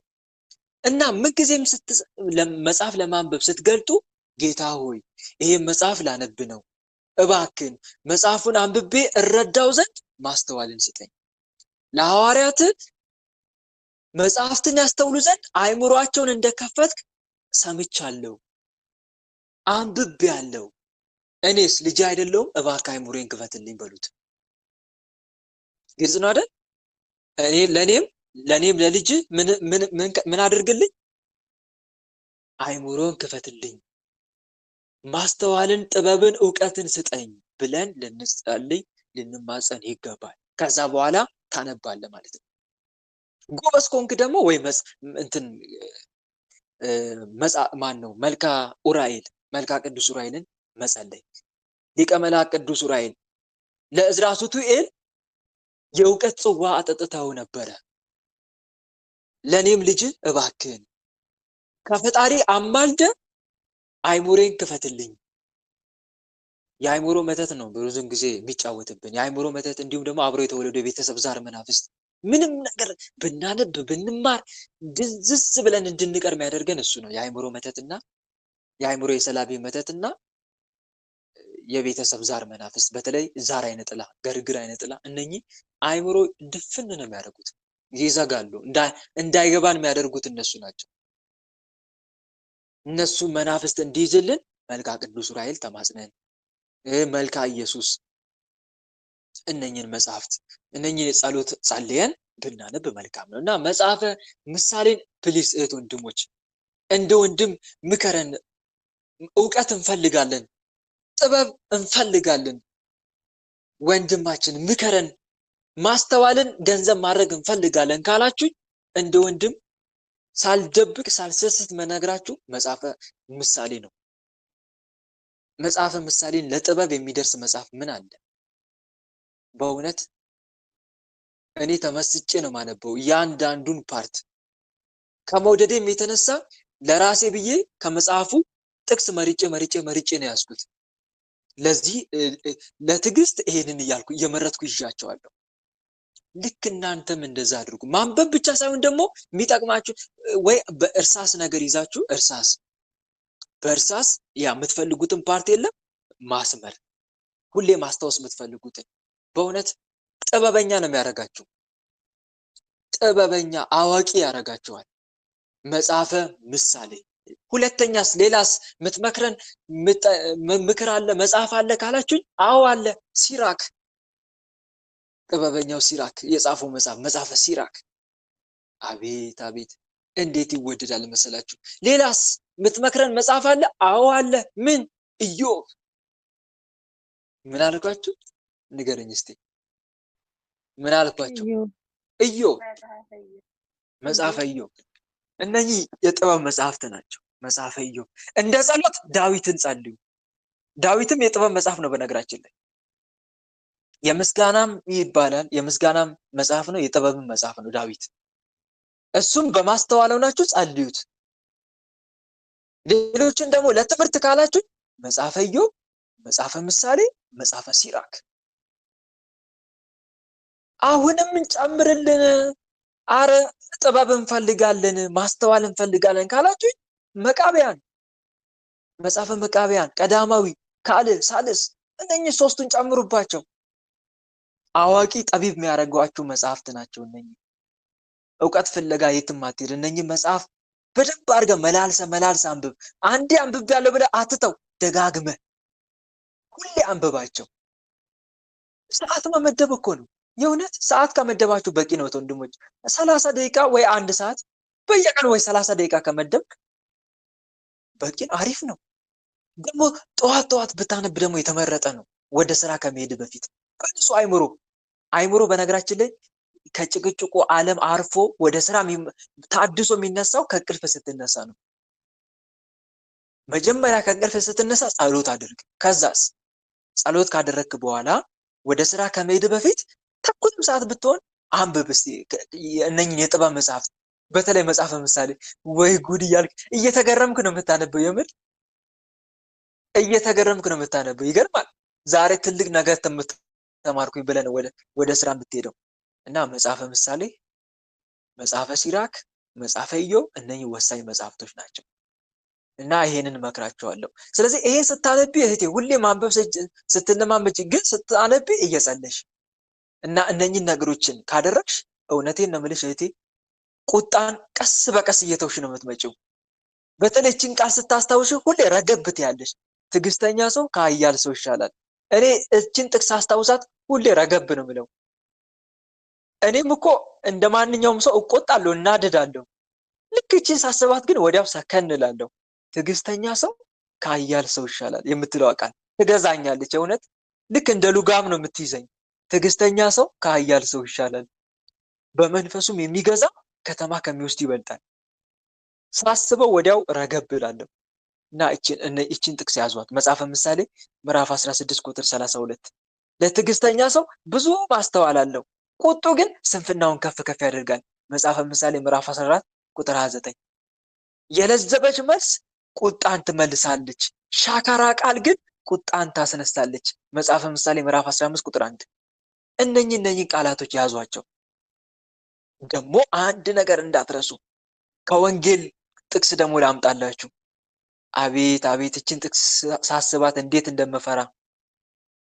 ምን የምትል ቃል አለች መሰላችሁ? ጌታ መድኃኒዓለም የተናገረው እውነት እውነት እላችኋለሁ ሰዎች ስለሚናገሩት ስለ ከንቱ ነገር በፍርድ ቀን ምን ይሰጡበታል? እስቲ ንገሩኝ። ምን ይሰጡበታል? መልስ ይሰጡበታል። አቤት ስታስፈራኝ እቺ ቃል! ይሄ ቃል ሲያስፈራኝ! እውነት እውነት እላችኋለሁ ሰዎች ስለሚናገሩት ስለ ከንቱ ነገር ሁሉ በፍርድ ቀን መልስ ይሰጡበታል። ከቃሌ የተነሳ ትጸድቃለህ፣ ከቃልም የተነሳ ትኮንናለህ። ይሄን ቃል ሳስበው የተናገርኩትን ቃል አስብና ወይኔ ምን ተናገር ይሆን እላለሁ። እና ይሄ ቃል በጣም ይገዛል። ማቴዎስ ወንጌል ምዕራፍ 12 ቁጥር 36 ላይ ነው የሚገኘው ይሄ ቃል፣ አሁን የነገርኳችሁ ቃል። ሰዎች ስለሚናገሩት ስለ ከንቱ ነገር በፍርድ ቀን መልስ ይሰጡበታል። ከቃል የተነሳ ትጸድቃለህ፣ ከቃልም የተነሳ ትኮንናለህ። ንስሐ እስካልገባህበት ድረስ ተመዝግባ ትጠብቃለች የምትናገራት ቃል።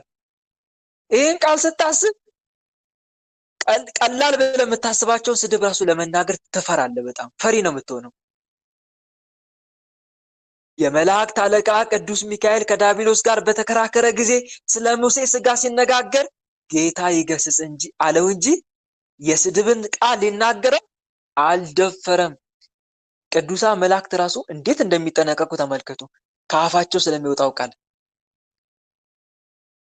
የስድብን ቃል ሊናገረው አልደፈረም። ማንን? ዲያብሎስን። ንግግር ያስፈርዳል ወንድሞች፣ ንግግር ያስፈርዳል። ከአነጋገር ይፈረዳል፣ ከአያያዝ ይቀደዳል የሚባል አባባል አለ አይደል? እውነት ነው። እና ንግግር ላይ በጣም ተጠንቀቁ እህቶን። አንተስ በጥበብ ጸንተ ኑር፣ አንተስ በጥበብ ጸንተ ኑር ይላል መጽሐፈ ሲራክ ላይ። ቃልም አንዲት ትሁን ፈጥነህ ስማ፣ ቃልን ለመመለስ ግን የታገስኩን ይላል። ቃልን ለመመለስ ግን ምኑን? የታገስክ ሁን ይላል። ጀግና ማለት እኮ በቁጣ ወቅት ራሱን የተቆጣጠረ ሰው እኮ ነው ጀግና ሰው የሚባለው። ኃያል ሰው የሚባለው እኮ እንደዚህ አይነት ሰው ነው። ደካማ ይለዋል። ለቁጣ የሚፈጥነውን ሰው መጽሐፍ ደካማ ነው የሚለው። ሰነፍ ይለዋል። ለቁጣ በቃሉ የሚሮጠው የሚቸኩለውን። እንደውም መጽሐፈ ምሳሌ ምዕራፍ 29 ቁጥር 5 ላይ 20 ላይ በቃሉ የሚቸኩለውን ሰው ብታይ ከእርሱ ይልቅ ለሰነፍ ሰው ተስፋ አለው ይላል። ይኸው በቃሉ የሚቸኩለውን ሰው ብታይ ከእርሱ ይልቅ ለሰነፍ ተስፋ አለው ይላል። ዜና አበውስ ምን አለ? ዜና አበው መጽሐፍ የአባቶቻችን የገድለኞቹ መጽሐፍ ምን አለ? ጭራሽ ለቁጣ አንደበቱን የማያፈጥን አንደበቱን የሚገታ ሰው እሱ እንደ መላእክት ነው፣ እንደ መላእክት ነው። አንደበቱን ለቁጣ ማይልከው ማይፈቅድለት የቁጣ ቃል እንዲናገር ማይፈቅድለት ሰው እሱ እንደ መልአክ ነው ይለዋል። እሺ ተናግሮ ወደሚጸጸት ሰውስ? ተናግሮ ወይኔ አምላኬ፣ መጀመሪያ አምላኩን ይማጸናል ይቅርታ፣ ቀጥሎ ደግሞ ሰዎችን የበደላቸውን ሰው ይቅርታ አድርግልኝ እባክህ፣ ከዛ መድኃኒዓለም ጌታ ሆይ በአንደበቴ ሳትኩኝ እኮ እባክህ ይቅር በለኝ፣ እባክህ አትቁጠርብኝ እያለ የሚማጸን ይሄ ሰው ደግሞ እንደ ጻድቃን ተጋዳይ ነው። ይሄ ሰው እንደ ጻድቃን ተጋዳይ ነው። ተቆጥቶ የሚያጉረመርም እናም ደግሞ ቂም የሚይዝ ሰው እሱ የሰይጣን ወንድሙ ነው ይላሉ። እሱ የሰይጣን ወንድሙ ነው። ተቆጥቶ ቂም የሚይዝ የሚናደድ የሚበሳጭ እሱ ወንድሙ ነው። ሰይጣን ክርስቶስ አንተ ውስጥ እንዳለ አያውቅም ይላሉ ደግሞ አባቶቻችን። አንድ አባት ማን ነው? ባስልዮስ ዘቂሳርያ ነው መሰለኝ፣ ጠፋብኝ ማን እንደሆነ ይሄ ቅዱስ። ዜና በውሌ ግን አንብቤያለሁ። ስለዚህ አንድ ቅዱስ እንደተናገረ ሰይጣን በአንተ ውስጥ እንዳለ ሰይጣን ማን ነው? ክርስቶስ በአንተ ውስጥ እንዳለ ሰይጣን አያውቅም። ስትቆጣ፣ ስትበሳጭ፣ ስትናደ፣ ስትሳደብ ባየ ጊዜ ግን አንተ ባዶ እንደሆንክ ያኔ ያውቃል ሰይጣን። ባዶ እንደሆንክ ያውቃል። ውስጥ ይገባል፣ ልብን ይቆጣጠረዋል አለ። መቼ ነው አንተ ውስጥ ክርስቶስ እንደሌለ የሚያየው ሰይጣን የሚያውቀው? ስትቆጣ፣ ስትናደር፣ ስትበሳጭ፣ ስትሳደብ ያኔ ያውቃል። ለእሱ የተከፈተ በር መሆንን ያውቅና ይገባል። አያችሁ አይደል ወንድሞች? ሰራዊት ለመሰብሰብ አላልኩም ቅድም ብያቸዋል አይደል? ሰራዊት ለመሰብሰብ ይኸው ይገባል ማለት ነው። ስንቆጣ ይገባል ማለት ነው። ተመልከቱ። ዜና አበው ምስክር ሆነ ሰራዊት ለመሰብሰብ እንደሆነ። ውስጥ ያሉት እንድንቆጣ ያረጉናል። ውጭ ያለው ደግሞ ስንቆጣ ስንሳደብ ያይና ይገባል። አያችሁ? ይሄ ነው በቃ የአጋንንት ሴራና ተንኮል። ለዛ ነው እንድንቆጣ እንድንበሳጭ የሚያደርገን። ይሄን ካወቅን ዘንዳ ለቁጣ ራሳችንን መክታት አለብን። የቁጣን መዘዝ የሚያውቅ ሰው ቁጣን ከውስጡ ፈጥኖ ያባርራል። ቃላቱን ለመቆጣጠር ሲል ዝምታን ይመርጣል። ዝምታን ይመርጣል። ለቁጣ የፈጠነ ሰው ግን በጥፍ ወዲያው ይወርቃል። በቁጣ ውስጥ መለኮታዊ መልኩን ያጣል። ለብዙዎችም ማሰናከያ ድንጋይ ይሆናል። ምን? ለቁጣ የፈጠነ ሰው። እና ወንድሞች ስለ ቁጣ ብዙ ባወራችሁ ደስ ይለኝ ነበረ፣ ግን ሰዓቴን እዚህ ጋር እንዳልጨርስ ፈራሁኝ። እና በቻልነው መጠን አንደበታችንን ለመቆጣጠር እና በጣም ትዕግስተኛ የሚያደርግ መጽሐፈ ምሳሌ እኔ ተጠቅሜበታለሁ። በእውነት ተጠቀሙበት። መጽሐፈ ምሳሌ ይሄን የመሰለ የጥበብ መጽሐፍ የትኛው ውስጥም አታገኙም። በእውነት የዓለም የፍልስፍና መጽሐፍ ብታነብ መሰረቱ መጽሐፈ ምሳሌ ነው። የትኛውንም መጽሐፍ አንብብ፣ እንደ መጽሐፈ ምሳሌን የሚያክል መጽሐፍ በዓለም ላይ አታገኝም። ለጥበብ የሚሆን አታገኝም። አብዛኞቹ ደግሞ ይኸው አዋቂ ነን ምሁር ነን ብለው ምክር የሚሰጡ ሰዎች አሉ አይደል? መሰረታቸው ምንድነው ታውቃላችሁ? መጽሐፈ ምሳሌ ነው። መሰረታቸው መጽሐፈ ምሳሌ ነው። ከመጽሐፈ ምሳሌ ነው አብዛኛው ምክራቸው። እኔ በጣም ይገርመኛል። የእነሱን ምክር አይና የእነሱን አባባል እመለከትና መጽሐፈ ምሳሌን ባየሁት አይኔ ወይኔ ከመጽሐፈ ምሳሌ አይደል ቃል የተኮረጀው እላለሁ። ከመጽሐፍ የተኮረጀው እላለሁ። ከሱ ነው የሚኮረጀው ብዙውን ጊዜ ከመጽሐፈ ምሳሌ ከዛም ባሻገር መጽሐፈ ሲራክ፣ መጽሐፈ ኢዮብ እነኚህ ናቸው። እና እህት ወንድሞች እነኚህ መጽሐፍቶች ብናነብ በእውነት አዋቂ ታጋሽ እንሆናለን።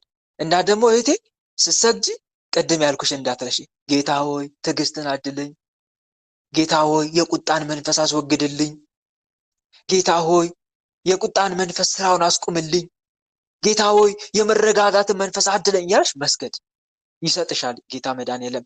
እሱ ሲናገር ለምኑ ይሰጣችኋል፣ ፈልጉ ታገኙማላችሁ፣ መዝጊያን አንኳኩ ይከፈትላችሁማል።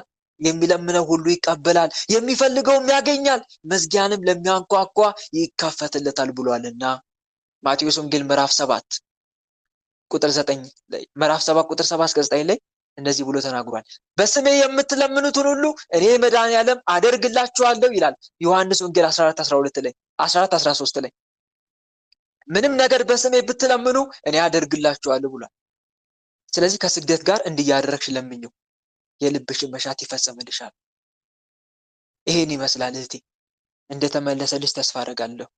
ለአንቺ ብቻ ሳይሆን ለሌሎችም ጭምር ተመልሶልኛል ወንድሜ። ጸጋውን ያብዛልኝ። እውቀት መላል ቅዱስ ራኤል እውቀቱን ጨምሮ ይስጥህ። እኔም የተማርኩትን በተግባር የምኖረው ያድርገኝ። በጸሎታችሁ እህት ወንድሞች አመሰግናለሁ ወንድሜ። ጸጋውን ያብዛልኝ። አሜን አሜን እህቴ። እሺ ተራ ቁጥር 4 ነን አይደል? 4 ላይ ንገሩኝ እስቲ። አሁን 4 ወይስ 5? አራት ላይ እሺ መልካም። ተራ ቁጥር 4 ወለተ ኢየሱስ አቤት ወንድሜ፣ ቀጥይቴ። ሰላማችሁ በክርስቶስ ይብዛ። እንኳን አደረሳችሁ ለአባታችን ቸር መድኃኔዓለም ዓመታዊ ክብረ በዓል። የአንቺም ሰላም ይብዛ። እግዚአብሔር ይመስገን። እንኳን አብሮ አደረሰን። አሜን። የኔ ጥያቄ በንስሐ አባታችን ነው። ንስሐ አባት ነበር ያስገድፋል። የዛሬ 2016 ላይ ሁዳዴ ጾም ላይ ልገባ ነበረ ንስሐ። እዛ ስደውላቸው ስልካቸው አይሰራልኝም፣ ሲሜም ይቆረጥ ነበረ፣ ሸሪሃዬ ማለት ነው። እሺ እና ሁለት ተደጋግሞ ሸሪሃ ሲቆረጥብኝ እነሱን ማግኘት አልቻልኩም። ሸሪሃ የምደውል ስል ሸሪሃ ይቆረጥብኛል። እና ምንድነው? በአማርኛ እስቲ አውሪኝ እህቴ። በአማርኛ ምናልባት አረብኛ ከሆነ ቃሉ ሲም ካርድ ነው መሰለኝ። ሲም ካርዱ ማለት ነው። እሺ እና ላገኛቸውም አልቻልኩም። ሁለቴ ሲቆረጥብኝ እነሱን ላገኛቸው ስላልቻልኩ ሁዳዴ ጾም ሲመጣብኝ ግዴታ ንስሐ መግባት አለብኝ ብዬ ሌላ ማህበር ላይ ገብቼ ገባሁኝ ማለት ነው። እሺ እና በዛው ገብቼ በዛው ቀረሁኝ። ላገኛቸው አልቻልኩም። ኢትዮጵያ መደወል አልቻልኩም። በዚህኛው የድሮውኝ አባቴ ማለት ነው ይፍተኛው። እሺ እሺ ከዛ በዚህኛው አባቴ ቀጠሁኝ በቴሌግራም ስለማገኛቸው ይሄኛው ማለት ነው። እሺ እና አሁን በዛው ነው ያለሁት። በባለፈው ደውዬ ነበር ሀዚኛው አባቴ ጋር የኢትዮጵያውን ይፍቱኝና ለሃንት ያኔ ምን አሰናብቱላቸው ነው ብዬ ስጠይቃቸው እነዚህኞቹን አባቴን አይ ችግር የለውም ይቀመጥ አሉኝ። ችግር የለውም ቤታለምዬ። አንደኛ ለምን መሰለሽ? አንደኛ አንቺ እኛን ንስሐ አባት ማግኘት ስላልቻልሽ ነው አይደለ? ማግኘት ባለመቻልሽ ደግሞ ሌላ ንስሐ አባት ብትጂ ይሄ ችግር የለውም። አልቻልንም። መጀመሪያ ግን ትዕግስትን ገንዘብ አድርገን ለማግኘት የቻልነውን ያክል እንጥራለን። የቻልነውን ያክል ጥረን ግን ማግኘት ካልቻለን ሌላ ንስሐ አባት ጋር ኃጢአታችን ተናዘን ንስሐ እንገባለን። ምክንያቱም አንደኛ ኃጢአት ነው አይደለም? ኃጢአት ነው። ኃጢአት ሰርተን ደግሞ ድንገት ልንጠራ እንችላለን በመሃል ኃጢአታችን ሳንናዘዝ ማለት ነው። ስለዚህ ለንስሐ ደግሞ ቀጠሮ አይሰጥም። ከዚህ አንጻር ንስሐ ስለገባሽ ሌላ ንስሐ አባት ጋር ችግር የለውም። ምናልባት ተጠራጣሪ ሆነሽ ከሆነ ለዛ ነው አይደለም? አዎ። እና አሰናብቱላቸው ነበር እነዛኞቹ ላገኛቸው ማልችለውን ማለት ነው።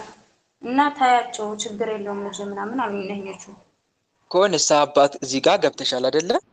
አንዱ ከዚህ አንጻር ዋናው ነው።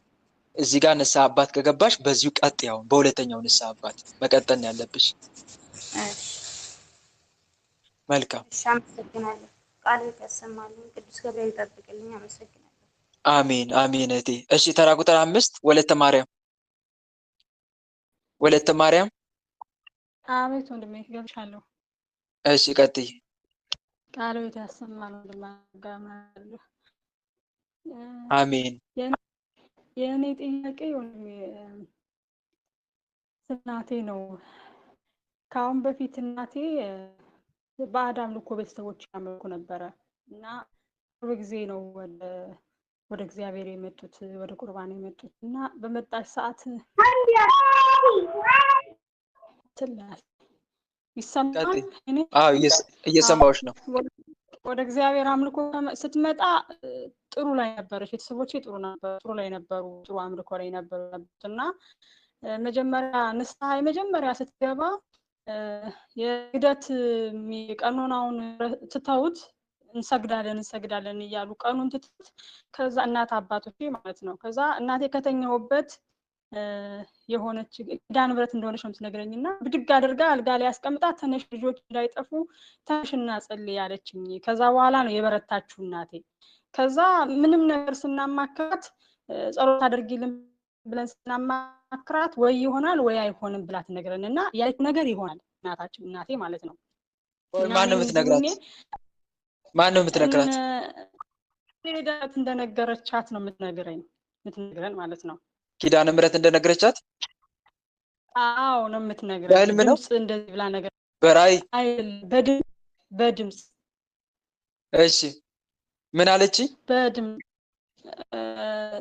የሆነ ብቻ የሆነ ያስጨነቀን ነገር ስንነግራት ይሄ ይሆናል ብላኛለች ብላ ትነግረናለች። እና ደግሞ በህልምም እንደዛው ስራ አጣሁ ስላት በዚህ ቀን ሰጥሻለሁ የኪዳነ ምሕረት የዓመቱ ኪዳነ ምሕረት ስራ ሰጣታለሁ ብላኛለች። ኪዳነ ምሕረት በህልም ብዙ አንትናት በይ አትጨነቂ ብላኛለች ብላኝ የዕለቷ ቀን የኪዳነ ምሕረት ስራ ሰጠች። እንደዚህ በላይ ማለት ነው። እና አሁን የሆነ ስንጨነቅ ቤት ሁላችንም ጸሎት አድርጊልን እንዲህ ነው የምንላት ወደ እናታችን ነው የምንሄደው። ከዛ ይሄን ሰሞን በጣም አመመኝ እኔ አመመኝ ይሄን ሰሞን እና በቃ ሳምንት ያክል አይነ ምድር ቃል ወጣኛል። በጣም ተጨነኩኝና ተጨንቄያለሁ። ወደ ሀገር ቤት ልመጣ ነው ለጸበል አልኳት እና ስላት አይዞሽ አይዞሽ ብላ በጣም አዘነች። ከዛ በነጋታው አይዞሽ ብላ ስትደውልልኝ ሳውራት ልጄ በጆሮዬ እኮ ባታመልኪኝም ረጅልኝ አለኝ፣ በጆሮዬ ረጅልኝ አለኝ። እና እኔ እሷ ስኳር በሽተኛ ናቸው፣ ግን የጾም ነገር አይበሉም፣ ስጋ ምናምን አይበሉም። እኔ አልበለውም፣ ግን አረድኩኝ አላለችኝም። ኧረ በስመ አብ። ከዛ በጣም ነገጥኩኝ። ብዙ ተነጋገርን። በቃ ልታወራኝም አልፈለገችም። ጆሮዬ ላይ ዘጋችብኝና የጥያቄ የሆነብኝ ነገር ምንድነው መጀመሪያ ላይ በእንደዚህ በመንፈሳዊው ነበረች። አሁን እንዴት ነው ሁለተኛ ተቀላቅሎ? መቼም ዶሮ ረጅልኝ አይልም ፈጣሪ፣ መቼም ባታመልክኝም ረጅልኝ አይልም ፈጣሪ። ይሄ የሱራ እንደገብኛል። ግን እንደዚህ ሁለቱ እንዴት ይቀላቀላል ወይ? ባን አእምሮዬ ምንም በቃ መልስ አጣለት። በጣም አስነቀኝ። እንዴት ነዛስ ግን እንዴት ተቀየረ ነው። መልካም። እሺ እህቴ አሁን እዚህ ጋር አንድ ጥያቄ ልጠይቅሽ። በህልም ኪዳነ ምሕረት ታየችኝ ካለች በኋላ ንስሐ ገብታ ቆረበች? እኔ እንጃ። መሀል ላይ ንስሐ ትገባለች። መሀል ላይ ቆረበች ንስሐ ገብታ? አዎ ቆርባለች። አዎ ቆይታለች። ያኔ ንስሐ ገብተው እንደጀመሩ ቆርበዋል ሁለታቸው። እሺ አንዴ መቁረብ ብቻ አይደለም፣ በተደጋጋሚ መቁረብ ያስፈልጋል። አዎ እሱ ላይ አባቴ አንዴ ቆርቦ ከዛ ተመልሶ እንትን አለ፣ ወደቀ ወደ ዓለማዊ ህይወት። አዎ ወደ ሀበሻ መድኃኒት ምናምን እያለ ሙስሊም ጠንቋይ ይሄዳል። ተመልሶ ወደቀ አባቴ። እናቴ ግን በጣም ብርቱ ነበረች በጸሎት። እሺ እንደዚህ ሆነ። አሁንም ዓለማዊ ውስጥ ናት ማለት ነው። ዞሮ አይደለችም፣ ዓለማዊ አይደለችም። ኑሯ ህይወቷ ላይ ተግባር ዓለማዊ አይደለችም። እሺ እንደዚህ ሆነ። መልካም። እሺ እህት አለምዬ እዚህ ጋር በነገራችን ላይ አንድ ነገር ላስጠነቀቃችሁ እመክራለሁ፣ ሁላችሁንም፣ እሷን ብቻ ሳይሆን ሌሎቻችንም ጭምር። ብዙ ጊዜ በቅዱሳን መላእክት በቅዱሳን ጻድቃን ሰማዕታት እየተመሰለ ጣቋር ይመጣል። የመናፍስትን ሹክሹክታ እንደ ቅዱሳን ድምፅ፣ ምናባዊ ውልብልብታን ደግሞ እንደ ጻድቃን ብርሃናዊ ገጽ እያስመሰለ ለምሳሌ የእኛን የልብ ምሻት እያዳመጠ ማለት ነው። እኔ መልአክ ነኝ፣ እኔ ጠባቂ መልአክ ነኝ፣ እኔ ድንግል ማርያም ነኝ፣ እኔ ኢየሱስ ክርስቶስ ነኝ እያለ ይመጣል ዲያብሎስ። ይሄ አዲስ አይደለም። ምናልባት ለእኛ አዲስ ሊሆንብን ይችላል። ግን ቅዱሳት መጽሐፍት የምናነብ ከሆነ የአባቶቻችን ሕይወት ብናነብ አብዛኛው ቅዱሳን የተፈተኑት በዚህ ተፈትነዋል። ግን እነሱም አልፈውታል። ያለፉበት ትልቁ መንገድ ደግሞ ምንድነው? በትህትና ለሱ ጆሮ ባለመስጠት፣ ለዲያብሎስ በመቃወም ወደ መድኃኔዓለም በመጮህ አድነኝ እያሉ በመጮህ አሸንፈውታል። ዞሮ አንዱ እዚህ ጋር በጣም ጥንቃቄ፣ ምክንያቱም ተቀባይነት ለማግኘት ሲፈልግ መንፈስ በህልም ተመስሎ ልክ በእንደዚህ አይነት እዚህም ልክ ገጥሞኛል። በነገራችን ላይ አንዷ ጋር እኔ ቸሩ መድኃኔዓለም ነኝ እያለ መጥቶ አንድ አጓር ደግሞ ልክ እንደዚሁ ስላሴ ነን ብሎ ይገርማል እያስመሰለ ማለት ነው፣ በህልምም ጭምር እየተገለጠ እስከዚህ ድረስ ይፈታተናል ዲያብሎስ። እና እንጠንቀቅ ለማለት ፈልጌ ነው። ህልም ላይ ራእይ ላይ ብቻ የምናተኩር ከሆነ ሙሉ አንደኛ ትህትናን ገንዘብ ማናደርግ ከሆነ ትህትናን እኔ ኃጢአተኛ ነኝ ለእኔ አይገባኝም ማንል ከሆነ ወይም ደግሞ የእነሱን መገለጥ በተለይ የልብ መሻት ይከተላል። ነገር ግን እያንዳንዱ ሰው በራሱ ሀሳብና ምኞት ሲሳብና ሲታልል ይፈተናል ተብሎ እንደተጻፈው መጽሐፍ ቅዱስ ላይ የእኛን ሀሳብና ምኞት እያደመጠ እንደዛ መስሎ ሊገለጥ ሊያታልለን ይችላል። ከዛ ቀስ እያለ መጀመሪያ ጥሩ ነገር ነው የሚያዝክ። ሲያዝ ጾም ይልሃል፣ ጸልይ ይልሃል፣ ስገድ ይልሃል፣ ይሄን ጸሎት ጸልይ እኔ እረዳሃለሁ ይልሃል። ሲያስመስል ማለት ነው ተቀባይነት እስኪያገኝ ድረስ እኛ ልባችን እስክንሰጠው ድረስ ለጊዜ ጥሩ ነው የሚመክረን። ጾም ይልሃል፣ ጸልይ ይልሃል፣ ስገድ ይልሃል፣ አስራት አውጣም ይልሃል፣ ከፈለገ ቁረብም ብዙ ይልሃል ብቻ። ከዛ ቀስ እያለ አንተ ማትወደውን ነገር ወይም ደግሞ ከመንፈሳዊ ህይወት የሚያወጣን መንገድ ይሄ ሌላው ቢቀር አንተን ወደ ትቢት ዓለም ውስጥ የሚከትም መንገድ ያስይዛል ማለት ነው። ከዛ እምቢ እንደማትለው ወይም ደግሞ ክፉ ነገር ቢያዝ ወይም ከዓለማዊ መንገድ የሚያስወጣ የሆነ ነገር ቢያዝ እምቢ እንዳትለው ካረጋገጠ በኋላ ከበድ ያለ ነገር ማዘዝ ይጀምራል። ይሄ የጠቋር ስራ ነው። በነገራችን ላይ በዋናነት ጠቋር ስራ ነው እና ልንጠነቀቅ ይገባል ለማለት ፈልጌ ነው። ቦታ አንስጥ። መጽሐፍ ቅዱስ እንዳለ ሁሉም ፈትኑ፣ መልካሙንም ያዙ፣ ከማናቸውም አይነት ክፉ ነገር ራቁ። ወዳጆች ሆይ መናፍስቱን ሁሉ አትመኑ፣ ነገር ግን መናፍስት ከእግዚአብሔር ሆነው እንደሆነ መርምሩ ብሎ መጽሐፍ እንደነገረን አንደኛ ዮሐንስ መልእክት ምዕራፍ 4 ቁጥር 1 እና እዚህ ጋር ጥንቃቄ ማድረግ ያስፈልጋል ልጅ ፈልጌ ነው። እሺ እህቴ አልጠነከረችም አይደለ? እናትሽ ሲጀመር መጀመሪያ ራሱ አልጠነከረችም።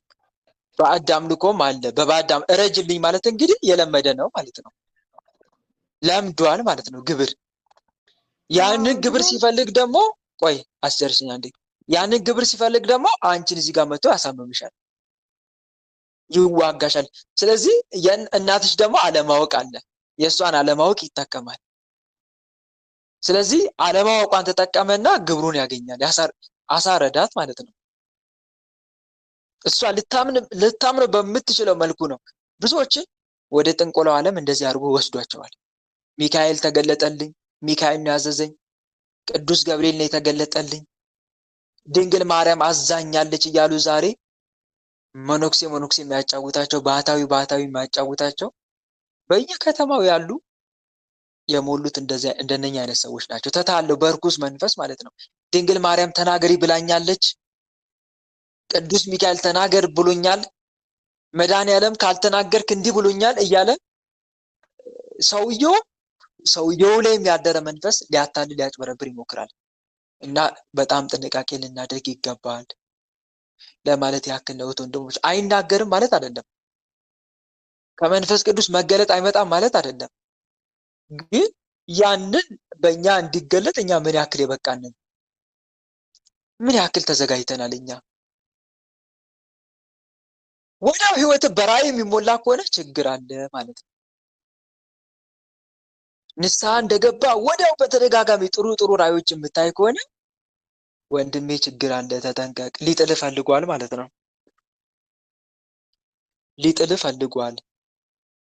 ሊጥልሽ ፈልጓል። ትህትናን ገንዘብ አድርጊ። ጌታ ሆይ ከሰይጣን የማስመሰል ፈተና እባክህ አድነኝ፣ ጠብቀኝ፣ እኔ ደካማ ነኝ፣ ለዚህ ራእይ የተገባው አይደለሁም በል። እሺ ግልጽ ነው አይደል? ምን በሉ አልኳችሁ? እኔ ለዚህ ራእይ የተገባው አይደለሁም፣ ራእይ ለማየት የተገባው አይደለሁምና እባክህ ከሰይጣን የማስመሰል ራእይ ጠብቀኝ እባክህ። የጸሎት ዓላማ እግዚአብሔርን በራእይ መመልከት አይደለም ብለዋል አቡነ ሽኖዳ ሳልሳዊ። የእርሱ ምሕረት መመልከት እንጂ የሚፈሰው ምሕረቱን መመልከት እንጂ። እና በጣም ጥንቃቄ ልናደርግ ይገባል። ግልጽ ነው አይደል? አንዱ ይሄ ነው። ቦታ አለመስጠት፣ ብዙ ጊዜ ቦታ አለመስጠት። እግዚአብሔር አምላክ ቅዱስ ሰዎችን የሚያናገረው በምንድን ነው? እስቲ በዋናነት መጽሐፍ ላይ ምን ተብሎ ነው የተጻፈው? እግዚአብሔር ለሕዝቡ በምን ይነግራቸዋል ነው የሚለው መጽሐፍ። በምን ይነግራቸዋል? በመጽሐፍ። መዝሙር 86 ቁጥር 6 ላይ ተመልከቱ። እግዚአብሔር ለሕዝቡ በመጽሐፍ ይነግራቸዋል፣ በቅዱሳት መጽሐፍት።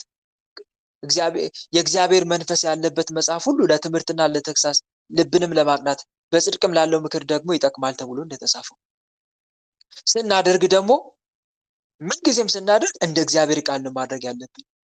እና አንድ መማር ያለብን ነገር ይሄ ነው። እሺ እህቴ ተረዳሽኝ አይደል? ወንድሜ ተረድቻለሁ። እግዚአብሔር ያክፍልኝ። አሜን። እና ሊቀላቀልብሽ አይገባም። ዲያብሎስ ያስመስላል። መጀመሪያ ጥሩ ጥሩ ነገሮችን ሲያዝ ይውልና ከዛ በኋላ እየተቀበለችው እናትሽ ወይም እናንተም እየተቀበላችሁ መሆኑ ሲረዳ የሚፈልገውን አጀንዳ ደግሞ ያስፈጽማል፣ ቀስ እያለ ማለት ነው። ተረዳሽ አይደል?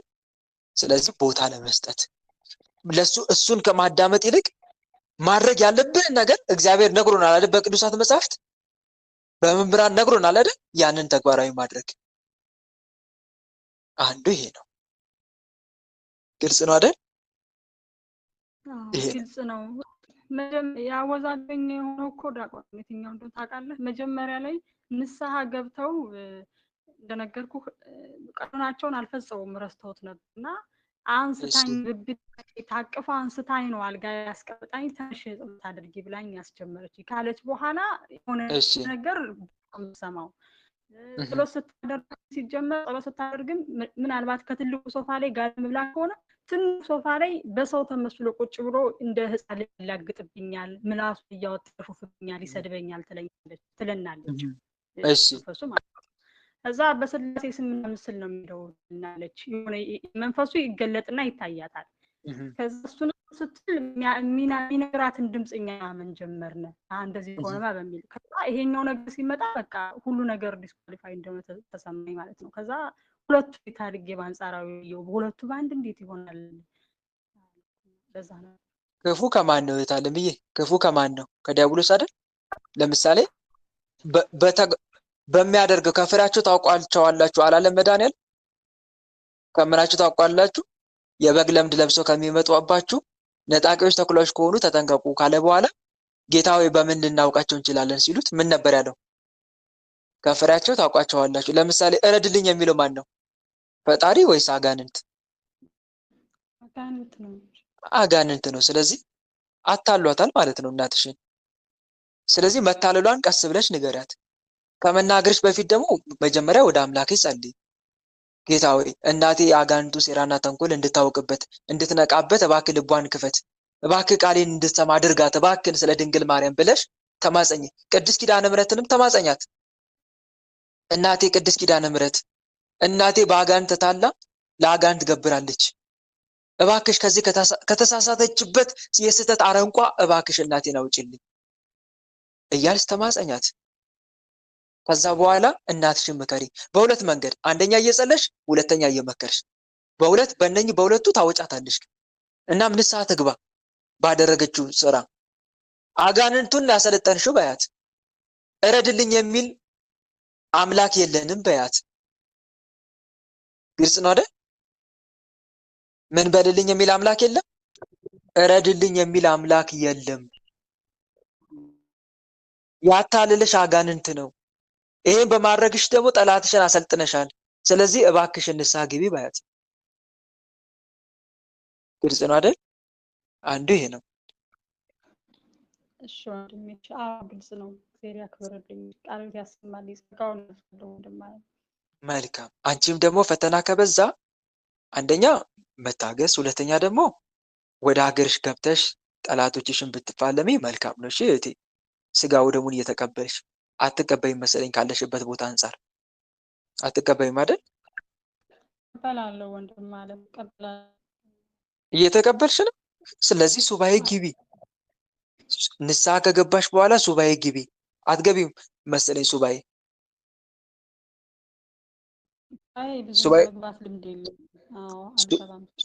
ሱባኤ ግቢና በሱባኤ ጠላቶችሽን እንዲይዝልሽ አልቅሰሽ ተማጸኝ።